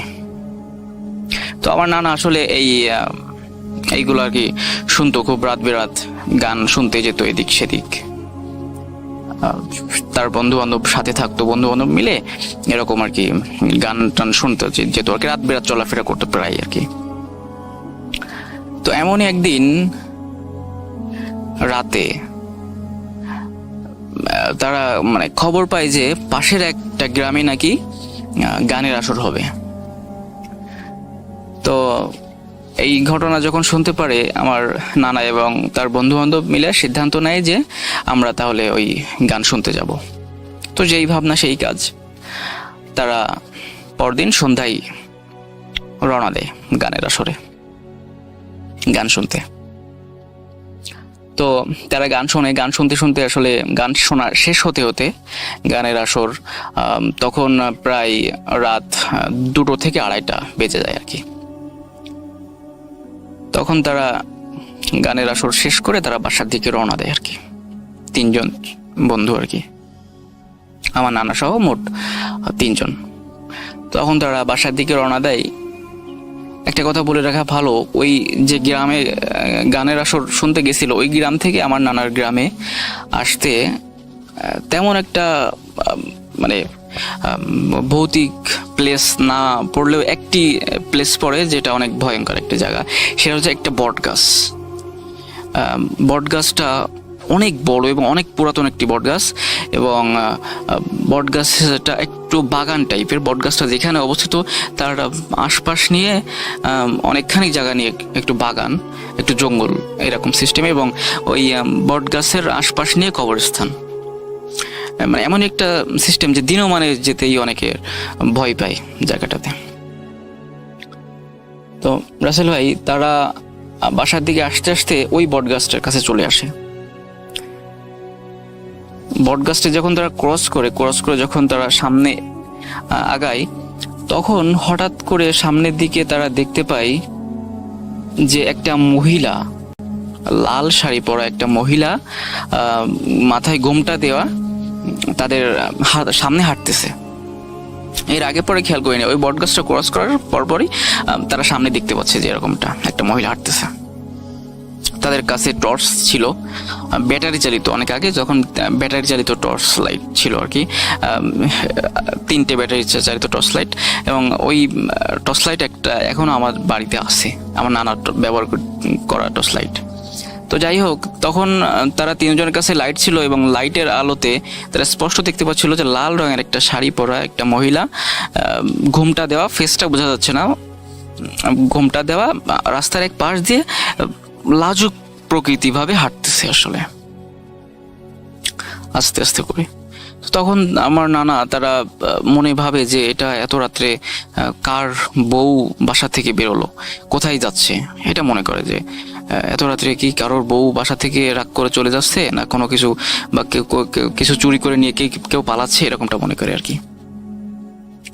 তো তারা বলে যে তারা কাছে আসার চেষ্টা করে, হ্যাঁ, মহিলাটার একটু কিছুদের কাছে এসে জিজ্ঞেস করে যে কে তুমি। আসলে কাছে কিন্তু একদমই কাছে আসতে পারছিল না, 10 হাত পিছনে ছিল আর কি। তখন তারা জিজ্ঞেস করছে, এই কে তুমি, বাসা কোথায়, কার বউ তুমি, কোত্থেকে বেরোইছো, কোথায় যাচ্ছ, এরকমটা জিজ্ঞেস করে। আসলে কোনো কথা বলে না, সেই মহিলা হাঁটতেছে। তো আমার নানারা বারবার করে জিজ্ঞেস করতেছে এরকম যে কে তুমি, কোথা থেকে আসছো, কোথায় যাচ্ছ। মহিলাটা কোনো কথাই বলে না। কিন্তু একটা পর্যায়ে নানারা চেষ্টা করে যে সেই মহিলাটাকে ধরার জন্য আর কি। কিন্তু রাসেল ভাই একটা অবাক করা বিষয় যে নানারা যত জোরে হাঁটতেছে মহিলাটাকে ধরার জন্য, মহিলাটা কেন জানি আরো জোরে জোরে মানে চলে যাচ্ছে, মানে কিছুতেই তারা ধরতে পারতেছে না। একটা পর্যায়ে তারা লক্ষ্য করলো রাস্তার পাশে, একদমই রাস্তার পাশে ছিল পগার, চিকন করে একটু আড়ে ছিল পগার আর কি, রাস্তার পাশে একদম। এবং সেই পগারের অপোজিট সাইডে আর কি ছিল আপনার একটি পালং শাকের ক্ষেত। তো রাসেল ভাই হঠাৎ করে এমনি লক্ষ্য করে আমার নানারা যে ওই মহিলাটি একটা ছোট্ট করে লাফ দিয়ে এমনি পগারের ওপার চলে যায় আর কি। ওপার গিয়ে ওই পালং শাকের ক্ষেতের ভিতর ঢুকে যায়। আসলে পালং শাকের ক্ষেতটা ছিল বীজ রাখা পালং শাকের ক্ষেত। রাসেল ভাই আপনি লক্ষ্য করবেন হয়তোবা যে লিসেনার যারা আছে তারাও অনেকটা যারা বুঝবে যে যারা পালং শাকের ক্ষেত দেখছে, বীজ রাখা যে ক্ষেত, সেই বীজ রাখা পালং শাকগুলো অনেক লম্বা হয়, অনেক বড় বড় হয়। হ্যাঁ, একটা সাধারণ মানুষ ওইখানে ওর ভিতরে ঢুকলে মানে তার বোঝা যাবে না আর কি, এরকমটা অনেক লম্বা। তো ওই মহিলাটা পগারটা লাফ দিয়ে পেরিয়ে ওই পালং শাকের ক্ষেতের ভিতরে ঢুকে যায়। তখন আমার নানারা একটু অবাক হয় যে হঠাৎ কি ব্যাপার। আর পগারটা এতটা বড় ছিল যে একটা পুরুষ মানুষ দৌড়ে এসে লাফ দিয়ে পার হতে পারবে, কিন্তু একটা মহিলা মানুষের কাছে আসলে শাড়ি পরে ছোট্ট করে একটা লাফ দিয়ে পগারটা পার হওয়া সম্ভব না। তখন তারা ভাবে যে কি হতে পারে এটা। তারপরেও তারা মনে করে যে দেখি আমরা বিষয়টা দেখবো, যেহেতু আমার সংখ্যায় 3জন আছে, কোনো ভয় নেই। তখন তারাও 3জন লাফ দিয়ে পগার পার হয়ে ওপারে যায় আর কি। গিয়ে ওই পালং শাকের ক্ষেতের ভিতরে খুঁজতে শুরু করে ওই মহিলাটাকে। তারা 3জনে এতটা মানে খোঁজাখুঁজি করে এবং এতটা করে রীতিমতো পালং শাক নষ্ট করে ফেলে, শাকের যে বীজ। পাশে লাঠি রাখা ছিল, লাঠি দিয়ে শাকের পরে বাড়ি দিতে শুরু করে। এরকমটা মানে যদি গায়ে লাগে তাহলে অবশ্যই বেরোবে কেউ যদি ওখানে থেকে থাকে। তো রাসেল ভাই দেখে যে কেউ নেই সেখানে, অনেক খোঁজাখুঁজি করে, অনেক লাইটের আলোয় রীতিমতো শাকের ক্ষেত তারা চষে ফেলে, কিন্তু কিছুই তারা পায় না। পরবর্তীতে তারা মনে করে যে আসলে এটা প্যারানর্মাল কিছু হতে পারে, অস্বাভাবিক কিছু, চলো আমরা বাসায় চলে যাই। কিছু যেতে পারলাম না। তারপর রাসেল ভাই তারা বাসায় চলে আসে এবং পরদিন এই ব্যাপারে গ্রামের আশপাশের কয়েকজনকে শেয়ার করে যে এরকম এরকম রাত্রে আমরা দেখছি। এবং রাসেল ভাই ক্ষেতটা তারা নষ্ট করে ফেলে। সঙ্গত কারণেই তাদের 3 জনকে জরিমানা দিতে হয় ক্ষেত নষ্ট করার কারণে। আসলে শাকের বীজ রাখছিল আর কি, বীজ ধারণ করছিল। যাই হোক, ওই ঘটনা ওই দিন শেষ। তার ঠিক সপ্তাহ খানেক পরে আরেকটি ঘটনা ঘটে। এটা ঘটে আমার নানা, সেদিন ছিল হাটবার, হাটের দিন, শুক্রবার। আমার নানা যেহেতু সে তেলের ব্যবসায়ী ছিল, বাজারে তেলের দোকান ছিল, তিনি বাজার হাটবার দিন বেচা কিনা শেষে দোকান বন্ধ করে বাসার দিকে রওনা দেয়। তো রাসেল ভাই বাজার থেকে বাসার দিকে আসার এই রাস্তাটি কিন্তু আর একটা রাস্তা, আসলে ওই রাস্তা না, ওই বটগাছের রাস্তা না, অন্য আর একটা সাইডে আর একটা রাস্তা আসলে। তো আমার নানা সেদিন একা ছিল, সাথে আর কেউ ছিল না। হাটবার যেহেতু অনেক দেরি হয়ে যায়, দোকান বন্ধ করতে করতে বন্ধ করে বাসার দিকে রওনা দেয়। তো রাসেল ভাই ওই গ্রামটা আসলেই একটু বাগান টাইপের, বেশি একটু ঝোপঝাড় এরকম আর কি, বাঁশঝাড় এরকম টাইপের আর কি। তো আমার নানা বাসার দিকে আসতে থাকে। হাঁটতে হাঁটতে একটি কবরস্থান পড়ে, ছোট্ট একটা কবরস্থানটা ক্রস করে সামনে আসতে থাকে।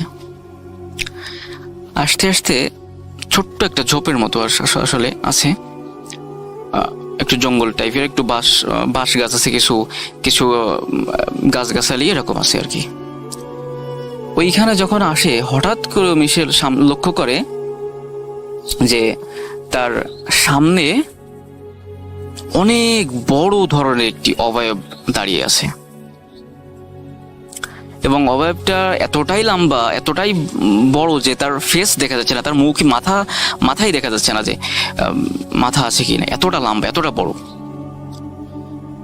তো রাসেল ভাই এটা দেখে ফার্স্টে একটু ভয় পেয়ে যায় হঠাৎ করে, যে আমার নানা যে বিষয়টা কি হলো।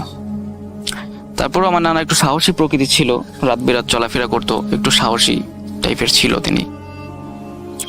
তিনি করেন সাহস নিয়ে বলে যে, বুকে সাহস নিয়ে তিনি বলে যে, কে তুমি, রাস্তা থেকে সরে যাও, আমাকে যেতে দাও। তো তখন কোনো কথাও বলে না এবং সামনে থেকে সরে না, একদম রাস্তার মাঝখানে এসে সে দাঁড়িয়ে আছে, একদম রাস্তা জুড়ে দাঁড়িয়ে আছে যে নানাকে যেতে দেবে না, এরকম একটা ব্যাপার স্যাপার। রাসেল ভাই একটা কথা বলে রাখা ভালো, আমার নানার কাছে সবসময়ের জন্য একটি অস্ত্র থাকতো। যেহেতু রাত বেরাত চলাফেরা করতো, ব্যবসার কাজে থাকতো, কাছে হয়তো টাকা পয়সা থাকতো চোর ডাকাতের হাত থেকে বাঁচার জন্য, এবং যে কোনো কারণেই সাথে উনি একটা অস্ত্র রাখতো। একটা ওই অস্ত্রটাকে আমার নানারা বলতো যে গুপ্তি, যেটা আসলে খঞ্জর টাইপের, 2 পাশেই ধারালো, এরকম একটা জিনিস আমার নানা সবসময় জন্য সাথে রাখতো রাত্রেবেলা যখনই কোথাও বেরোতো আর কি। তো রাসেল ভাই আমার নানার কাছে ওই অস্ত্রটি ছিল। তা ওই অবয়বটাকে আমার নানা এত বলতেছে যে তুমি সরে যাও, আর অবয়বটার কালার ছিল একটা বরফের মতো, সাদা বরফ টাইপের, এরকম একটা ছায়া মূর্তি, মানে একটা মূর্তির মতো অনেকটা দাঁড়িয়ে আছে আর কি। এরকম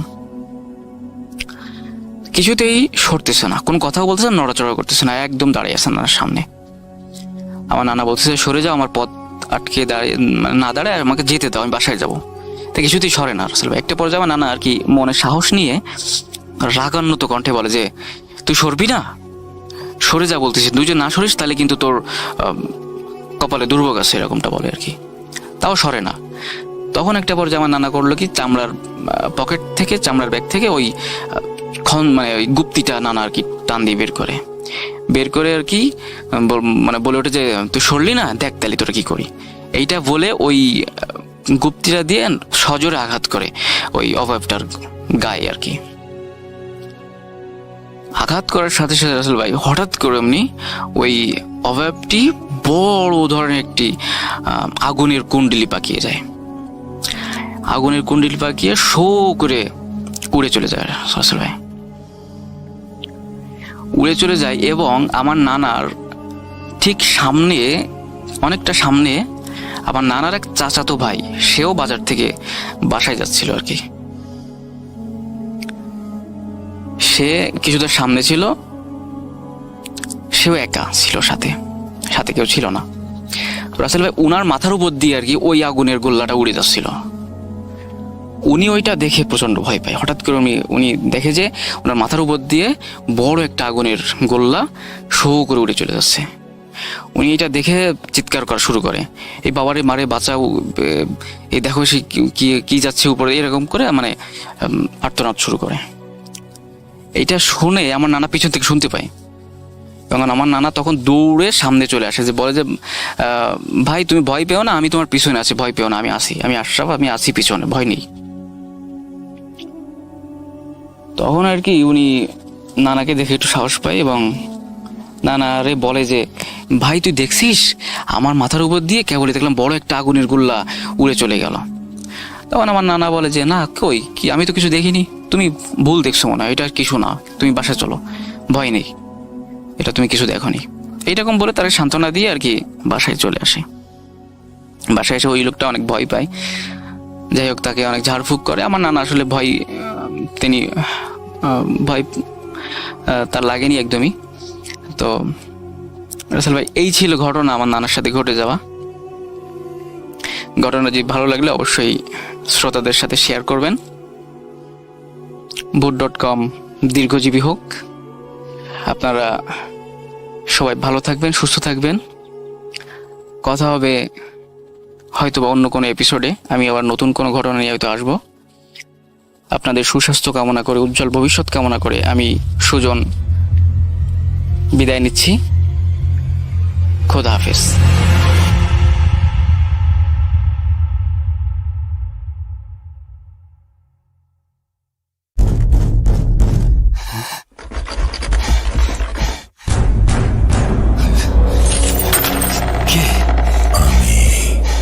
অশরীরী দেখতে পাবে না কবু, এত কাল ধরে শুনছো, শুনতে কি পাও না তবু? আমি রাসেল, আবারও রাতের আধারে ভয়ের রাজ্য ফুঁড়ে ফিরেছি সেই পুরনো সুরে। বিশ্বাস করা বা না করা আপনার ব্যাপার, but the old music comes alive. Voot.com. The fear returns with Russell. শুনছেন ভূত.com এর 239তম এপিসোড। আমি রাসেল আছি সাথে, আর একটার পর একটা দারুণ দারুণ ঘটনা শেয়ার করছি আমরা। আরও একবার জানিয়ে দিই, আমাদের ইমেল অ্যাড্রেস russell.booth.com@gmail.com। আমাদেরকে ইমেল করতে পারেন, ঘটনা পাঠাতে পারেন। আমাদের ফেসবুক পেজ www.facebook.com/russell.স্বাধীন। আপনারা আমাদের সাথে কানেক্টেড থাকতে পারেন। আমি চলে যাব আমাদের পরবর্তী ঘটনা। আমাদের ইউটিউব চ্যানেল russellbooth.com, সেখানেও আপনারা সাবস্ক্রাইব করার মাধ্যমে আমাদের সঙ্গে থাকতে পারেন। পরের ঘটনায় যাচ্ছি। আসসালামু আলাইকুম রাসেল ভাই, কেমন আছেন? আশা করি খুবই ভালো আছেন এবং আমি জানি আপনি সবসময় ভালোর দলই আছেন। তো রাসেল ভাই, আমার ঘটনা শুরু করার আগে আমার সম্পর্কে কিছু বলতে চাই। আমি যখন 6-এ পড়ি রাসেল ভাই, তখন থেকে আপনার ভূত এফএমের সাথে কানেক্টেড। তো এমনও দিন গেছে যখন আমি তো ছোট ছিলাম, অনেক ভয় পাইতাম এবং আমি ছোটবেলা থেকে একটু ভীতু প্রকৃতির, বাট এখন হয়তো আপনার ভূত.com এবং প্লাস ভূত এফএম শুনতে শুনতে একটু হলো সাহস বাড়ছে। তো এমনও দিন গেছে আমি যখন আপনার ভূত এফএম শুনছি, তখন রাত্র তো অনেক হয়ে যাইতো, প্রায় 1-1.5 ঘন্টার শো চলতো, 2 ঘন্টার শো। তো এমনও দিন গেছে আমি ভয়ের কারণে টয়লেটে পর্যন্ত যেতে পারতাম না, ঠিক আছে? কিন্তু তারপর আমি প্রত্যেক শুক্রবার আমি ওই ভূত এফএম শোনাই লাগবে আমার। তো রাসেল ভাই, ক্লাস 6 থেকে এই অনার্স সেকেন্ড ইয়ারে পড়ি, তো এই পর্যন্ত কানেক্টেড আছি আল্লাহর রহমতে। যতদিন পর্যন্ত ভূত এফএম আছে, ভূত এফএম তো শেষ, বা ভূত.com, কিন্তু আপনি তো আছেন, যতদিন মধ্যে আপনি আছেন, যতদিন মধ্যে আপনার শো আছে, যতদিন পর্যন্ত আমি আছি। তো রাসেল ভাই ধন্যবাদ যদি আমার গল্পটা আপনি শুনান, অডিও ক্লিপটা। তো রাসেল ভাই আর কোনো কথা না বলে আমি মূল গল্পে চলে যাই। রাসেল ভাই, আমার এই গল্পটা আমার নানার সাথে ঘটা। তো উনি যখন ছোট তখন, তো অনেক বছর আগের আমার এই ঘটনাটা পটুয়াখালী জেলার বরিশাল বিভাগ, রাজাপুর ইউনিয়ন। তো আমাদের গ্রামটা এইভাবে, আমাদের গ্রামে আশেপাশে প্রত্যেক বছর অনেক মেলা বসতো, যেমন বৈশাখী মেলা, প্লাস হলো হিন্দুদের পূজার সময় মেলা বসতো। তো আমাদের গ্রামের সবাই মনে করেন একসাথে মিলেমিশে থাকতো, এক গ্রামের মানুষ আর গ্রামে আসতে যেত, তো সবার সাথে ভালো বন্ডিং। প্লাস হলো রাসেল ভাই একটা যে সত্যি কথা, যেটা যে গ্রামের ইয়ং জেনারেশন যারা আছে ওরা কিন্তু অনেক সাহসী হয়। প্লাস হলো ওরা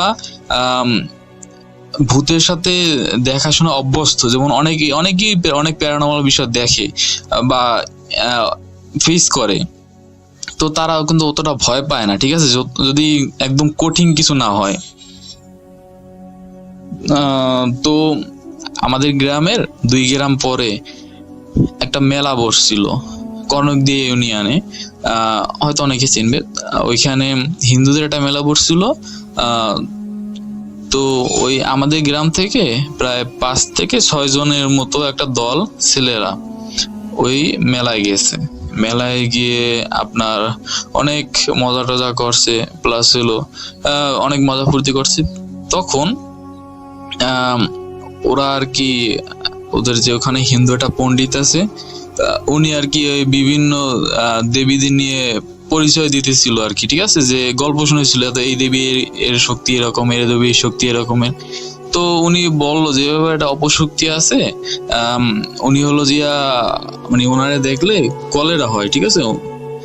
তো ওটা কি জানি নাম বললো, ওনার ওই দেবীটার নাম বললো কি জানি, উনিও দেবী বাট অপদেবী।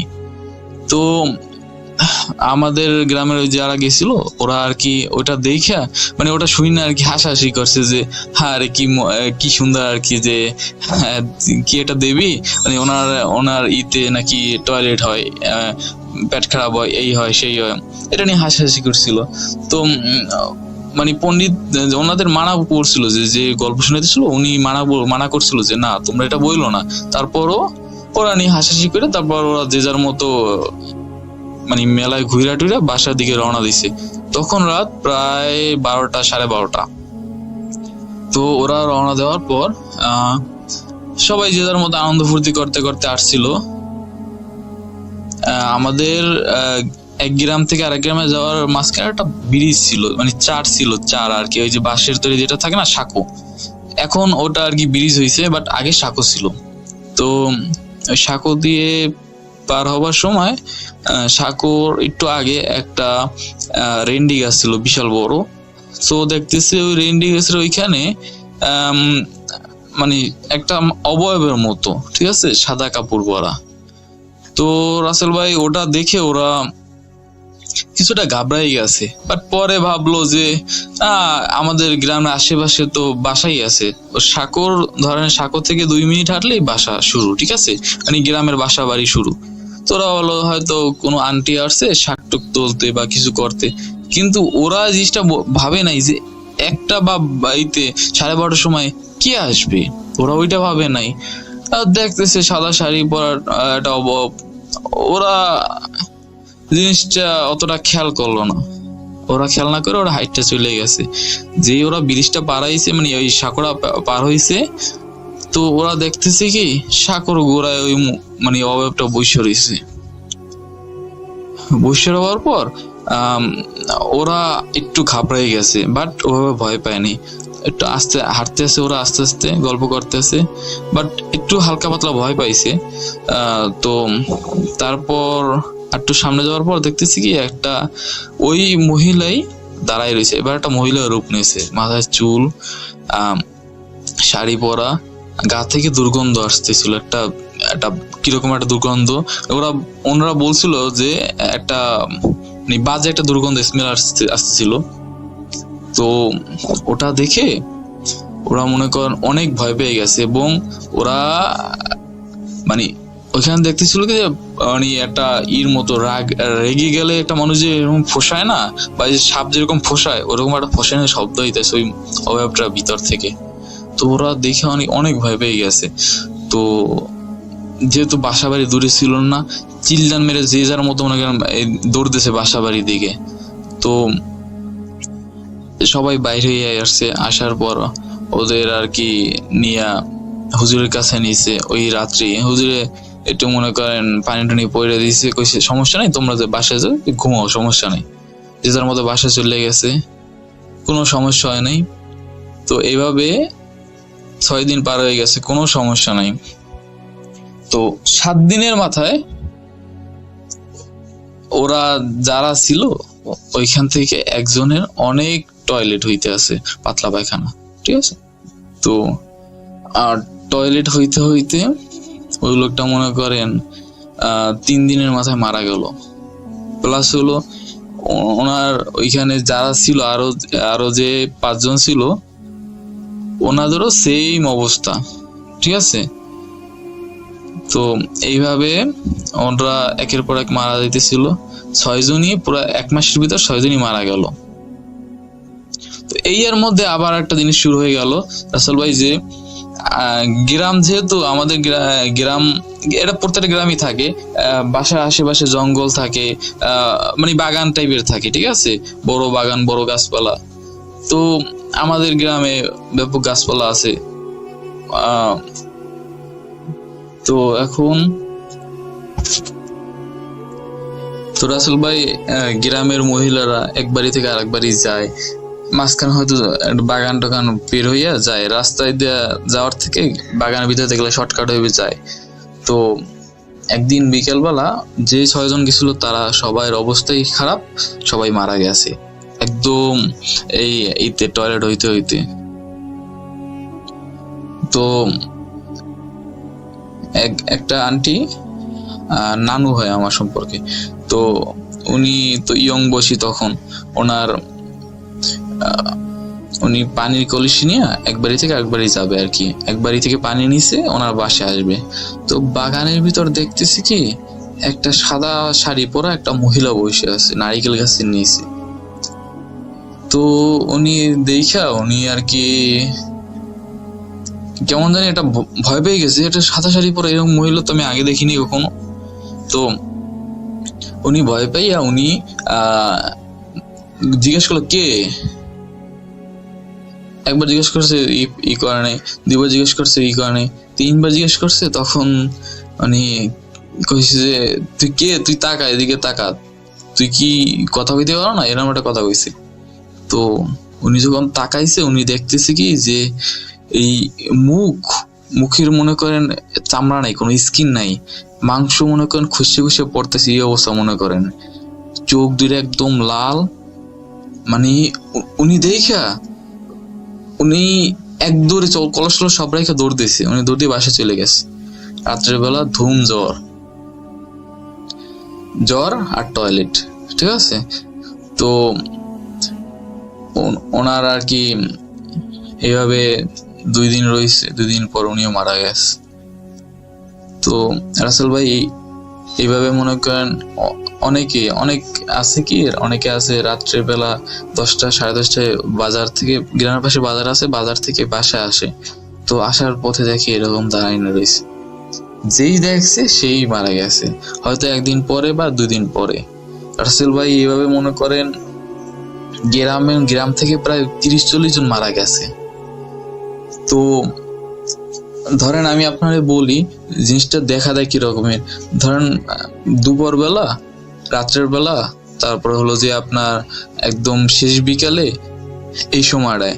আর লোকালয় না, যেমন কেউ যে বাগান থেকে যায়, বাগানে বইয়ে দেখা দেয়, রাস্তায় রাত্রেবেলা রাস্তা থেকে যাওয়া ধরলে কেউ তখন দেখা দেয়। আর আমাদের ওখানে একটা তেঁতুল গাছ ছিল রাসেল ভাই, তো ওইখানেও দেখা যেত অনেক সময়। যারা বাজার থেকে আসে তারা অনেকেই ওইখানে দেখছে তারে, ঠিক আছে। তো আবার অনেক সময় আছে রাসেল ভাই, অনেকে গ্রামে তখন তো আর টয়লেট অতটা ছিল না। আমার নানার সময়, নানা তখন ছোট ছিল, তাহলে বুঝেন রাসেল ভাই অনেক আগের। তো অনেকে টয়লেট করতে বের হলে ওইভাবে দেখতো, সামনে বসে রয়েছে, তারপর পাশে বসে ই করতে আছে, গুমরাইতে আছে, যেই দেখতো রাসেল ভাই সেই মারা যাইতো। তার অনেক পরিমাণ টয়লেট হইতো, অনেক পাতলা পায়খানা হইতো, আস্তে আস্তে মনে করেন সে ভিতর থেকে নিজেই যে মারা যেত। তো এভাবে রাসেল ভাই প্রায় 40 জনের বেশি মারা গেছে। মারা যাওয়ার পর সবাই দেখতেছে যে না, অবস্থা খুবই শোচনীয় হইতেছে রাসেল ভাই। একটা গ্রাম থেকে যে এতগুলো মানুষ মারা যায়, সবাই তো আতঙ্ক, কেউ বাসা থেকে বাইর হয় না। মনে করেন সন্ধ্যার আগে সবাই বাসায় ঢোকে, সব জায়গায় যাইলে মনে করেন ওইটারে দেখা যায়, ওইসব জায়গায় যায় না। কিন্তু ওই জিনিসটা মনে করেন বাসা আসবে দিয়ে হাইটে বেড়ায়, আঙ্গুল দিয়ে মনে করেন মানে এই যে খামছিলে যেরকম হয় না বাসায় টিনের বাড়িতে, ওরকম মাঝে মধ্যে শোনা যায় খামছে, ঠিক আছে? আপনার হলো রাত্রের বেলা আর তারপর বিকেল বেলা ওই সূর্য ডোবার সময় এরকমের একটা সাউন্ড আসে। তো রাসেল ভাই এভাবে চলতেছিল, কিন্তু আর কয়দিন মানুষ এই সচেতন থাকে, দু এক সময় বাইরে গেছে, যারা বেরিয়েছে তারাই মারা গেছে। আর জিনিসটা এইভাবে হয়ে গেছে যে রাসেল ভাই বাইরের গ্রামের মানুষ জানতে আসলে ওই জিনিসটা মহামারীর রূপ নিয়েছে আমাদের এইতে, যে দেখতো সেই মারা যাইতো। বুঝেন রাসেল ভাই যে কতটা ভয়ঙ্কর, একটা অভাব দেখতো আর সেই মারা যেত কিছুদিন পর, ধুম জ্বর হইতো, টয়লেট হইতে থাকতো, আর তার খাওয়ার কোনো রুচি থাকতো না। তো রাসেল ভাই এভাবে চলতেছিল। তো একদিন সকালবেলায় বৈঠক হয়েছে যে কি করা যায়, যারা মান্যগণ্য আছে সবাই বলে এই বৈঠক হয়েছে যে কি করা যায়, কি করলে এই মহামারীটা থামবে। গ্রামের যদি এতগুলো মানুষ মারা যায় রাসেল ভাই, এমনি মানুষের ভিতর আতঙ্ক ভয় সবকিছু গ্রাস করে নেয়। তো সবাই মিলা বৈঠকে বসলো। তারপর আমাদের ওই জায়গায় চরমনাই হুজুর উনি আসতো, মানে আমাদের এখান থেকে একটু দূরে আর কি, বাট আমাদের আশেপাশে আমাদের রেঞ্জের ভিতরেই, যেমন সম্ভবত মনে হয় আমাদের এখান থেকে যেমন আমি এখনই ধারণা দিই যে আমাদের গ্রাম থেকে উনি যেখানে আসতো, এখানে এখন গাড়ির পথ হয়েছে, তো গাড়িতে যাইতে 60 টাকা সম্ভবত লাগে। তো এতটুকু একটা দূরত্ব, বেশি না আহামরি, হাইটে গেলে মনে করেন এক বেলা। তো তারা গেছে হুজুরের কাছে যাইয়া হুজুরের সব বলল। তখন হুজুরের ইয়ং বয়স, হুজুরের অনেক পাওয়ার। তো হুজুরের সবকিছু বলার পর হুজুর বলছে যে তোমরা চলে যাও, তোমাদের ভিতর একজনের রাইখে যাও, আমি তার সাথে আমার এখানে তো আজকে একটা মাহফিল আছে, আর হলো জিয়া এখানে তোমাদের মতো আরো মানুষ আছে, তো আজকে আমি তাদের সময় দিই, কালকে আমি তোমাদের সময় দেবো। তো একজন মানুষ রেখে যাও যে আমার পথ চিনে নিয়ে যাবে।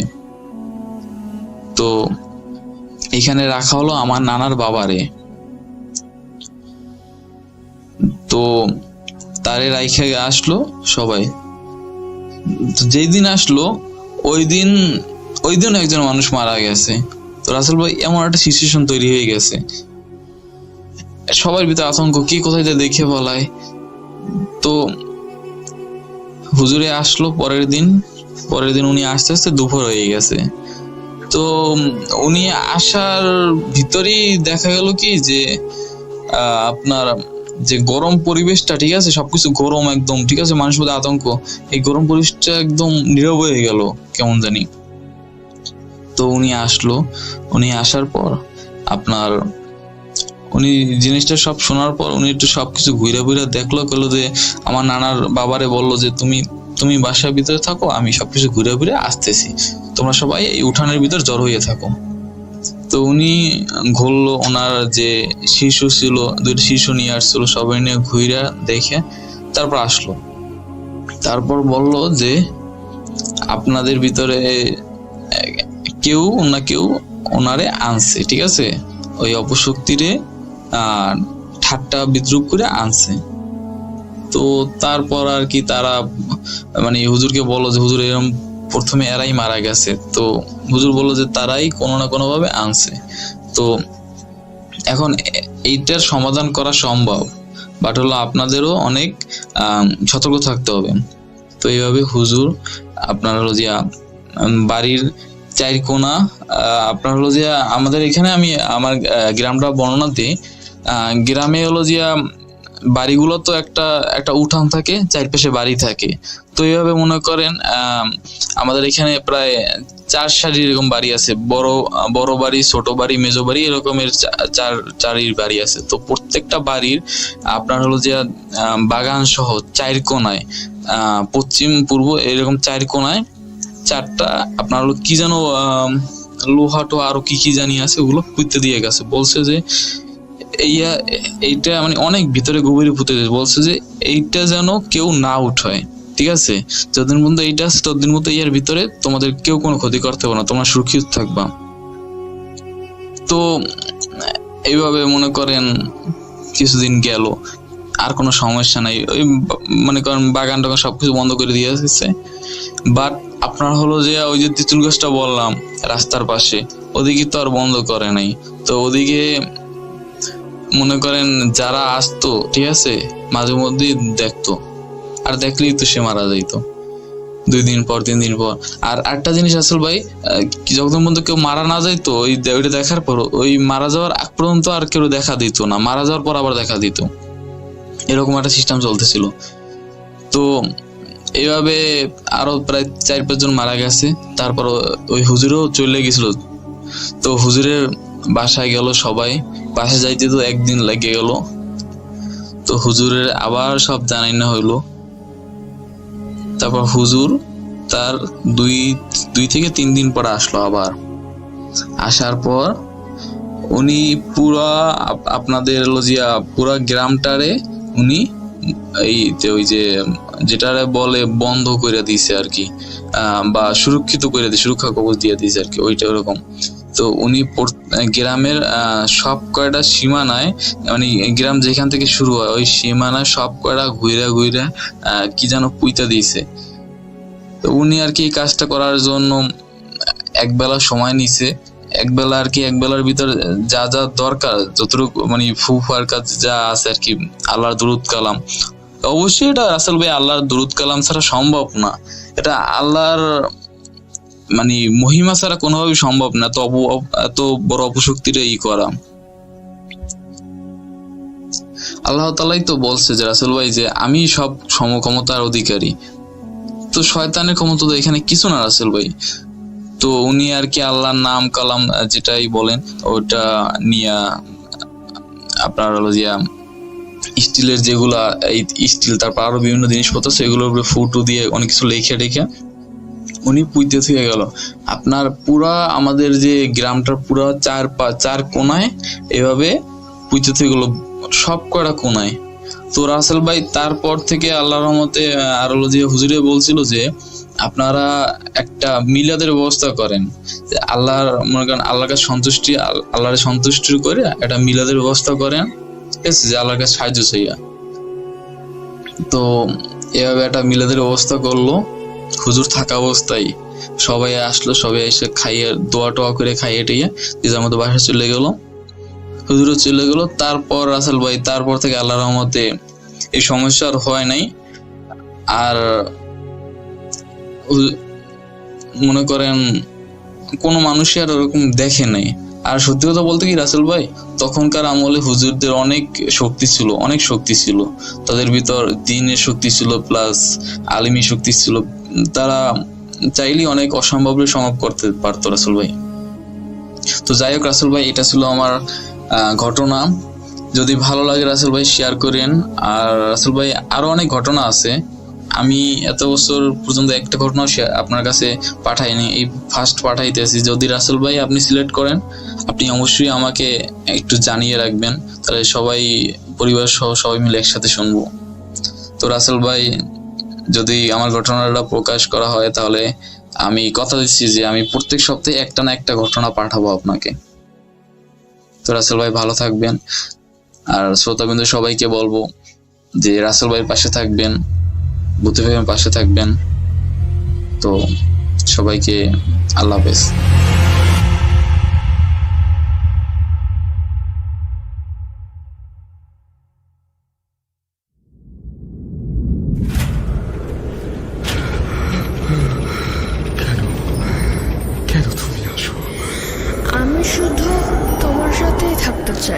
কিভাবে সম্ভব?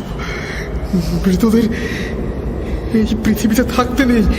তুমি তুমি চলে যাও, চলে যাও, প্লিজ চলে যাও। সবটাই কি ইলুশন, নাকি অন্য জগতের কেউ কখনো হাজির হয়ে যায় চোখের পলকে? ভূত.com with Russell। Welcome back. আশা করছি আপনারা সবাই ভালো আছেন, ভালোর দলে আছেন। আমি আলহামদুলিল্লাহ ভালো আছি, ভালোর দলে আছি। কোনো কথা না বাড়িয়ে আমি সরাসরি চলে যাচ্ছি আমাদের পরের ঘটনায়। আশা করছি এই ঘটনাটি আপনাদের ভালো লাগবে।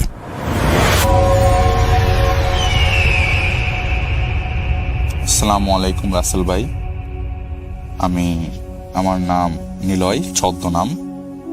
আমি ক্লাস 9-এর একজন ছাত্র। আজকে আমি একটা আমার জীবনের সাথে ঘটে যাওয়া ব্ল্যাক ম্যাজিকের একটা ঘটনা শেয়ার করতে চাচ্ছি। যদি ভালো লাগে তাহলে অবশ্যই শোনানোর অনুরোধ করব। স্টোরিটা 100% রিয়াল।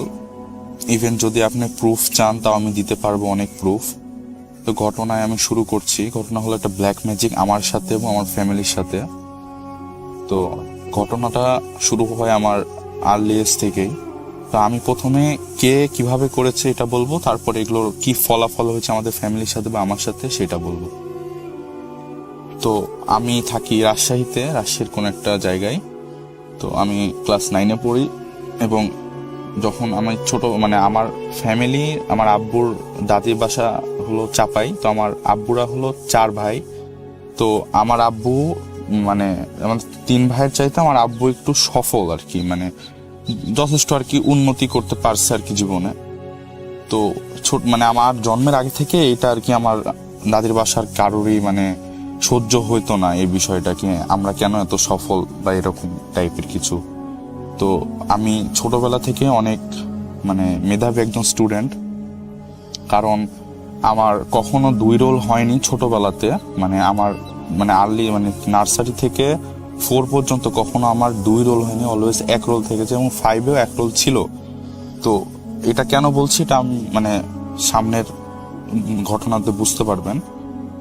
তো কে করেছে সেটা হলো আমার দাদি এবং আমার চাচি। আমার দাদি এবং আমার চাচি এই জিনিসটা ব্ল্যাক ম্যাজিক আমাদের সাথে করে।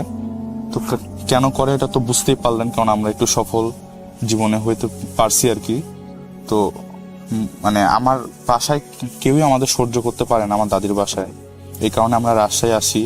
রাজশাহী এসে আমরা এখানকার স্থানীয় বলতে গেলে, কারণ অনেকদিন থেকে আমরা আছি, বাসা বাড়ি সবই আছে আমাদের এখানে। তো আমি ক্লাস 4 পর্যন্ত আমার সাথে কোনো কিছুই হয়নি বা আমাদের ফ্যামিলির সাথে। পরে আমি বকাটে টাইপের ছেলে হতে শুরু করি। আমার কোনো কিছুই আমার ভালো ছিল না, ঠিক ছিল না। আমি যেরকম পড়াশোনা করতাম আমার পড়াশোনা হইতো না। আমার পড়তে বসলে মনে চাইতো কি না এখন পড়বো না বা এরকম। মা বাবা অনেক চেষ্টা করছে, কিন্তু আমার আম্মু আব্বুরা তো বুঝেনি এটা কিসের জন্য। তো আমি এমন স্টুডেন্ট ছিলাম, রাসেল ভাই আপনাকে বলি, আমি হয়তো রিস্কাতে স্কুল থেকে যাচ্ছি, এই সময়ও হয়তো যে 5 মিনিট আমি পাই ওইটাতে আমি বই করলে অঙ্কর সূত্রগুলো বা এগুলো পড়তাম, যেন আমার স্কুলে যার কোনো সমস্যা না হয়। তো হঠাৎ করে আমার পড়াশোনা সব বাতিল হয়ে যায়। আমার পড়াশোনা টোটালি অফ। ক্লাস 5-এ পিএসসি পরীক্ষাতেও আমার বোর্ডে নাম আসছিল। তো এরপরে হঠাৎ কেন আমার একবারে ডিমোশন হয়ে যায়। এটা আমার বাসার মানুষ খুব চিন্তায় ছিল, আমাকে অনেক বকাবকি মারামারি করতো। তো তারপরেও আমার ঠিক হচ্ছিল না বিষয়টা এবং আমি অনেক খারাপ একটা ছেলে হয়ে যাচ্ছিলাম। রাসেল ভাই বলি, আমি ক্লিয়ার করে সব বলতে চাই, আমার কোনো লজ্জা লাগছে না, কারণ এটা একটা সত্যি ঘটনা এবং আমার জীবনে যেটা হয়েছে এটা যেন আরো অন্য কারোর সাথে না হয় জন্য আমি ক্লিয়ারলি বলতে চাচ্ছি। আমি খুব আর্লি এজেই স্মোকিং করা শুরু করি। তো স্মোকিং করা শুরু করি, খারাপ ছেলেদের সাথে মেশা শুরু করে দিই। আমার টোটালি ডিমোশন হয়ে গেছে এভরি প্লেস থেকে। আমার পজিশনটা একবারে লো ক্লাস ছেলেদের মতো হয়ে গেছে। তো এই মুহূর্তে আমার এটা তো ছিল আমার ক্যারিয়ার, আমার একটা ডিফল্ট ছিল। তো এরপরে আমার সাথে শুরু হয় কিছু রহস্যময় কাহিনী।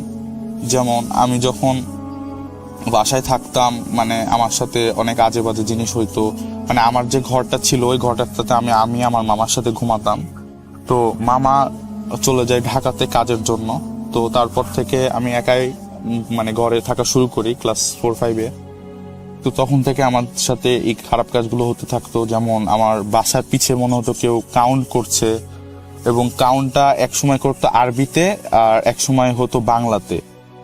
তো এই বিষয়টা আমি বুঝতে না পেরে মানে আমার আম্মু আব্বুকে বলতাম, তো আমার আম্মু আব্বু বলতো না মানে তোমার এগুলো কথা মিথ্যা, কারণ মানে তারা ধারণা করে নিয়েছিল আমার আর জীবনে কিছু হবে না, আমি সব মিথ্যা কথা বলি, কারণ বললাম আমি বকাটা টাইপের হয়ে গেছিলাম। তো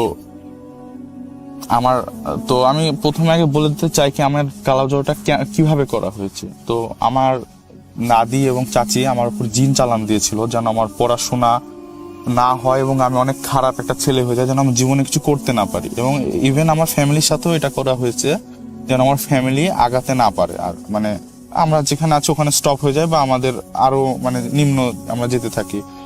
তো এইভাবে আমাদের দিনকাল কাটছিল, আমারও দিনকাল কাটছিল। আমার নিজের জীবনের সাথে আমি নিজেই মানে খুশি ছিলাম না, কারণ আমি নিজের মধ্যে যখন ভাবতাম কি আমি কি ছিলাম কি হয়ে গেলাম, তখন নিজেই অনেক কান্না আসতো, কিন্তু কিছু করার ছিল না, কারণ আমি জানতাম না ততক্ষণ আমার কি হয়েছে। তো হঠাৎ করে আমার নানি একদিন বললো আমাকে কি, আমার নানি আমার আম্মুকে বললো কি তোর ছেলেকে একটু কবিরাজ দেখা। তো আমাদের এখানে একটা জায়গায় অনেক মানে নামকরা একজন কবিরাজ ছিল, মহিলা কবিরাজ। তো ওনার কাছে আমাকে নিয়ে যায়, মানে হঠাৎ একদিন রাতে একটা প্ল্যান হয় এবং হঠাৎ আমাকে ওখানে নিয়ে যায়। তো ওখানে নিয়ে যাওয়ার পরে যা জানতে পারি আমরা তা মানে অনেক একটা আশ্চর্যজনক বিষয়। তো উনি বলে কি আমাকে দুইটা জিন আমার উপরে আসর করানো হয়েছে, এবং এই দুইটা জিন একটা ছিল মহিলা আর আরেকটা ছিল পুরুষ। তারা হলো মানে স্বামী স্ত্রী ছিল, এবং যে কবিরাজ আমার উপরে দুইটা জিন চালান করেছে ওই কবিরাজ এই মানে জিন কাপড়টাকে বশ করে আমার উপরে চালান দিয়েছিল। তো তাদেরকে মানে কিভাবে কি করা হয়েছিল, মানে তাদেরকে একটা জীবন দেওয়া হয়েছিল, মানে প্রাণীর একটা মানে প্রাণী বলি দিয়ে ওদের এটা দিয়ে আমাকে এই জিনের মানে আমার উপরে যেন জিন আসর করাতে পারে এভাবে ব্ল্যাক ম্যাজিকটা করা হয়েছিল। এবং আমার ফুল ফ্যামিলি মানে আমার উপরে বেশি জিনিসটা হয়েছিল, এবং আমার ফ্যামিলি মানে যেন আমার ফ্যামিলি ডিমোশনও হয়ে যায় এরকমও করানো হয়েছিল। তো কবিরাজটা অনেক প্রসিদ্ধ না হওয়ার কারণে, মানে প্রসিদ্ধ বাট আমার এই বিষয়টা পুরোপুরি হ্যান্ডেল না করার কারণে উনি ওনার গুরুর একটা খবর দেয়, উনিও মহিলা কবিরাজ, অনেক বয়স্ক ছিল। তো পরের দিনে আমাকে তার কাছে নিয়ে যায়, এবং মহিলা যে প্রথম কবিরাজটি ছিল তিনি যাননি, আমাকে অ্যাড্রেস দিতেছিল ফ্যামিলিকে, আমার ফ্যামিলি নিয়ে যায়। তো এর মাঝখানে একটা কাহিনী আমি বলি। আমার একদিন আমি স্বপ্নে দেখি কি আমাকে শিকড় টাইপের কিছু আমার চাচি অনেক ফোর্স করছে স্বপ্নের মাঝখানে। হ্যাঁ, স্বপ্নে আমার চাচি অনেক ফোর্স করছে কি জিনিসটা খাও খাইলে কিছু হবে না, তুমি খেলে এটা তোমার মানে শরীরে কোনো ক্ষতি হবে না বা এরকম। বাট আমি খেতে চাচ্ছিলাম না, তাও শেষ পর্যন্ত আমাকে খাওয়াই দিয়েছিল। এই কথাটা কেন বলছি এটা আপনি একটু সামনে বুঝতে পারবেন। তো ওই কবিরাজ মানে মহিলা কবিরাজ যখন আমরা যাই তখন ওই মহিলা কবিরাজ বলে কি হ্যাঁ আমি সবই শুনেছি, যা আমার মানে ওই প্রথম কবিরাজটা যা বলে ওইটা হিসাবে উনি বলছেন হ্যাঁ আমি সবই জানি, আপনারা বসেন আমি আসছি। তো তিনি কিছু আমল করেন এবং আমল করে আমাদের সামনে এসে বলেন হ্যাঁ এখানে এরকম জিনের আসর আছে আপনার ছেলের উপরে এবং আপনার ফ্যামিলির উপরেও আছে। তো আপনাদেরকে এখন আপনার ছেলেকে একটা শিকড় খাওয়ানো হয়েছে স্বপ্নের মধ্যে শিকড়টা খাওয়ানো হয়েছে, মানে ব্ল্যাক ম্যাজিক তো করা হয়েছে, ওই দুটা দিনকে তো আসর করানো হয়েছে, তাও আমার জন্য শরীর স্বাস্থ্য ঠিক না থাকে এই কারণে। আর এর মাঝখানে বলে দিই রাসেল ভাই, আমি মানে ছোটবেলায় অনেক ফর্সা ছিলাম এবং আমার শরীর দেহ গঠন অনেক মানে উন্নত ছিল, এখন যেরকম আছে তার চেয়ে অনেক সুন্দর দেখতে ছিলাম আমি। আপনি যদি মানে প্রুফ চান ভাই তাহলে আমার ছোটবেলার ছবি এবং এখনকার ছবি দেখলে আপনি অনেকটাই বুঝতে পারবেন, মানে আকাশ পাতাল তফাৎ। মানে কেউ যদি দুটা ছবি দেখে তাহলে বুঝতে পারবে না কি এই লোকটাকে আর এই ছেলেটাকে আর এই ছেলেটাকে। তো রাসেল ভাই এভাবে আমার তো তখন যে মহিলা কবিরাজটা বলে কি এখন এই ছেলের কাছ থেকে যে শিকড়টা এটা আপাতত মানে না করতে হবে, বের করতে হবে শরীর থেকে। তো আমি জানি না এই কবিরাজ কেমনে কি করলো, অনেক মানে ঘর থেকে কিছু আমল করে আসলো এবং আমল করে এসে আমার নাভিতে কিছুক্ষণ হাত ফেরাতেই হাতে, আমি বুঝতে পারলাম মানে নাভি থেকে কিছু একটা বের হলো এটা বুঝিনি, বাট নাভিতে কিছু মানে কিছুক্ষণ হাত দেওয়ার পরে যে একটা কিছু বাজছে এটা আমি বুঝতে পারলাম। পরে কিছুক্ষণ আবার মানে হাত দেওয়ার পরে বড় একটা শিকড় বের করলো নাভি থেকে আমার। তো বললো এই যে এই শিকড়টা ওকে স্বপ্নের মাঝখানে খাওয়ানো হয়েছে। এবং রাসেল ভাই জিনিসটা অনেক শকিং, বুঝছেন? মানে আমি নিজেও ওনার হাত দেখেছি যখন আমার নাভিতে হাত দিচ্ছিল, ওনার হাত একবারে ফ্রেশ এবং একটা পানিতে হাত ধুয়ে পরে আমার নাভিতে উনি মানে ওই কাজটা করেন। তো এটা তো কোনো অপশনই নাই কি উনি কোনোভাবে আর কি ওই হাতে, তো আমি নিজে ফিল করতে পারছি, মানে কিছুক্ষণ পরে আমি নিজে একটা বড় কিছু আমার নাভিতে ফিল করতে পারছি। তো এটা তো অবশ্যই না কি ওনার কোনো চাল বা এরকম কিছু। তো উনি আমাকে বলে কি এভাবে এভাবে এখন করতে হবে, দুধ নিয়ে আসো, মিষ্টি নিয়ে আসো, কলা নিয়ে আসো, ওই জিনগুলোকে দেখে আমি এগুলো দিয়ে সন্তুষ্ট করতে পারি কিনা। তো ওই 2টা জিনকে হাজির করানো হয় এবং জিনকে যখন হাজির করায় তখন বলে ওরা কি আমাকে এভাবে এভাবে আমাকে নিয়ে আসা হয়েছে, আমাদের মানে বন্দি করে এখন এই ছেলের উপর চালান দিয়েছে। তা আমরা এই ছেলের যতদিন মানে ধ্বংস না হয়ে যায় ততদিন আমরা এই ছেলেকে ছেড়ে যাব না। তো তারপরেও অনেক মানে আমল করে বা উনি যা করে আর কি কবিরাজরা অনেক চেষ্টা করে আমার মানে জিনিসটা তাবিজের মাধ্যমে আর কি কিছু কমায় রাখছিল, এমন নাকি আমার শেষ হয়ে গেছে বাট কমায় রাখছিল যেন বেশি ক্ষতি না করতে পারে আমার। তো এরপরে রাসেল ভাই এটা ছিল আমার মানে কেমনে আমাকে জাদু করা হয় বা আমাকে কেমনে ব্ল্যাক ম্যাজিক করা হয় এইটার কাহিনী। এবার এটা আমার জীবনের সাথে কেমনে ইফেক্ট করেছে এখন আমি এটা বলবো। তো ওই কাহিনী মানে ওই জিনিস জানার পরে রাসেল ভাই বিশ্বাস করেন আমাদের ফ্যামিলির মানে জানার পরে আমার চাচি এবং দাদি আরো জিনিসটা বাড়িয়ে দেয় কবিরাজকে, মানে যে কবিরাজের মাধ্যমে কাজ করা হয়েছে ওনাকে বলে আরো জিনিসটা অ্যাডভান্স করে দেওয়া হয় আমাদের ব্ল্যাক ম্যাজিকটা। তো এরপর থেকে আমাদের বাসাতে এমন এমন জিনিস হচ্ছে যেটা মেনে নেওয়ার মতো না, এটা একবারে স্বাভাবিক কিছুই না। মানে আমরা যখন বাসায় থাকতাম আমাদের রাতের বেলা আমরা যে বাসা আগে থাকতাম ওই বাসাটা ছিল হলো অনেক পুরাতন বাসা, আমরা কিনেছিলাম। তো আমরা ভাবছিলাম ওইখানে ভেঙে আমরা বাসা বানাবো। তো ওইটা তো প্রথমে যে ভাঙা বাসাটা মানে ভাঙা না, বাসাটা অনেক সুন্দর কিন্তু পুরাতন অনেক। তো ওই পুরাতন বাসায় যখন থাকতাম তখন আমাদের সাথে এমন কেমন কাহিনী হতো মানে আপনি বিশ্বাস করার মতো না এগুলো কাহিনী। যেমন আমি ঘুমায় আছি, এলিয়েনদের যেরকম হাত হয় রাসেল ভাই, এলিয়েনরা যেরকম ছোট হাত দেখে আমরা মুভিতে দেখতে পাই, তো এরকম একটা কুচ্ছিত হাত আমার মাঝে মাঝে আমার রাতে আমার দরজার দোপাল্লা দরজা ছিল, তো দোপাল্লার দরজা থেকে মাঝখান থেকে হাত ঢুকাই দিত এবং সাথে সাথে বের করে নিত। তো আমি বাসা ঘরের মানে আমি প্রচুর সাহসী ছিলাম রাসেল ভাই, এখন পর্যন্ত আমাকে এগুলো গ্রাস করতে পারেনি। মানে প্রচুর ভয় দেখানো হয়েছে, প্রচুর হচ্ছে, কিন্তু আমি কখনো এগুলোতে মানে বিলিভ করিনি। আমি সাথে সাথেই দরজা খুলে দেখতাম কেউ নাই। আবার আমার ফ্যামিলি সবাই শুনতো কেউ নুপুর পরে বাথরুমে যেত, আমাদের একটাই বাথরুম ছিল ওই বাসায়, বাথরুমে যেত, দরজা ছিল টিনের, তো অনেক শব্দ হইতো কেউ খুললে।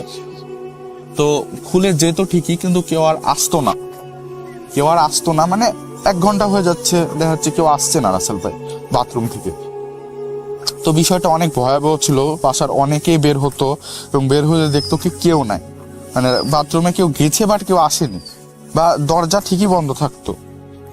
আবার মানে আমাদের ছাদে মনে হতো কি আমাদের ছাদ ছিল 3 তলা, তো ছাদে যদি কোনো লোক দৌড়াদৌড়ি করে তাহলে নিচ পর্যন্ত শোনা যাইতো। মানে আমরা ছিলাম 2 তলায়, 3 তলায় মানে কিছু দৌড়াদৌড়ি হলে তো অবশ্যই শোনা যাবে। তো আমরা রাতের বেলা শুনতাম, শুনে সাথে সাথে যাইতাম কিন্তু কোনো লোকের আনাগোনায় পাইতাম না। কিন্তু এটা কিন্তু অসম্ভব ভাই, কারণ একটা যদি মানুষ ছাদ থেকে নামতেও চায় তাহলেও তার কিছু মিনিট বা 1 মিনিট হলেও তো লাগবে, কিন্তু আমরা সাথে সাথে মানে দৌড় পেরে 10 সেকেন্ডে গেলেও দেখতাম কি ওখানে আর কেউ নাই।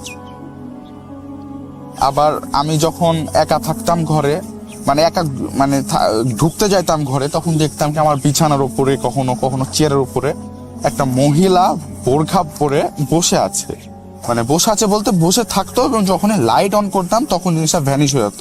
এবং মহিলাটা ছিল মানে আবঝা টাইপের, এমন নাকি পুরা মহিলা বোরখা পরে বসে থাকলে যেরকম হয় এরকম না, মানে বোঝা যাচ্ছে কি এটা মহিলা বসে আছে বাট এটা ক্লিয়ার ছিল না। লাইট জ্বালানোর সাথে সাথে ওটা চলে যেত। আর যেহেতু আপনাকে রাসেল ভাই আমি আগেই বলেছি আমি বকাটা টাইপের ছেলে হয়েছিলাম এবং স্মোক করতাম, তো আমার স্মোকের নেশাটা এরকম হয়ে গেছিল ক্লাস 6-7-এ, কি আমি রাতের বেলায় মানে অলওয়েজ রাতের বেলায় আমি 2টা-2টার দিকে বের হয়ে যেতাম স্মোক করতে। আমাদের এখানে দোকান আছে, ওই দোকান থেকে মানে সিগারেট কিনে স্মোক করতাম। তো আমাদের যেই দোকানটা মানে দোকানে যাওয়ার জন্য পথটা হলো 1/2 কিলোমিটার। তো আমি হেঁটে হেঁটে যাইতাম এবং আমি কানে হয়তো আমার এয়ারপডসে হয়তো গান ছেড়ে দিতাম। অনেক সময় ভূত এফএম-এর আগের যেগুলো স্টোরি ওগুলো ছাড়তাম, অথবা ভূত.com এর যেগুলো স্টোরি ওগুলো ছেড়ে আমি যাওয়া শুরু করতাম। তো মানে মাঝে মাঝে আমি দেখতাম আমাদের এখানে একটা কোয়ার্টার আছে, মানে সরকারি কোয়ার্টারের যেই খেজুর গাছে মানে একটা যদি কাপড় যদি একটা মানে ইয়া করা হয় রাসেল ভাই, একটা যদি মানে কাপড় যদি আপনি দেন গাছে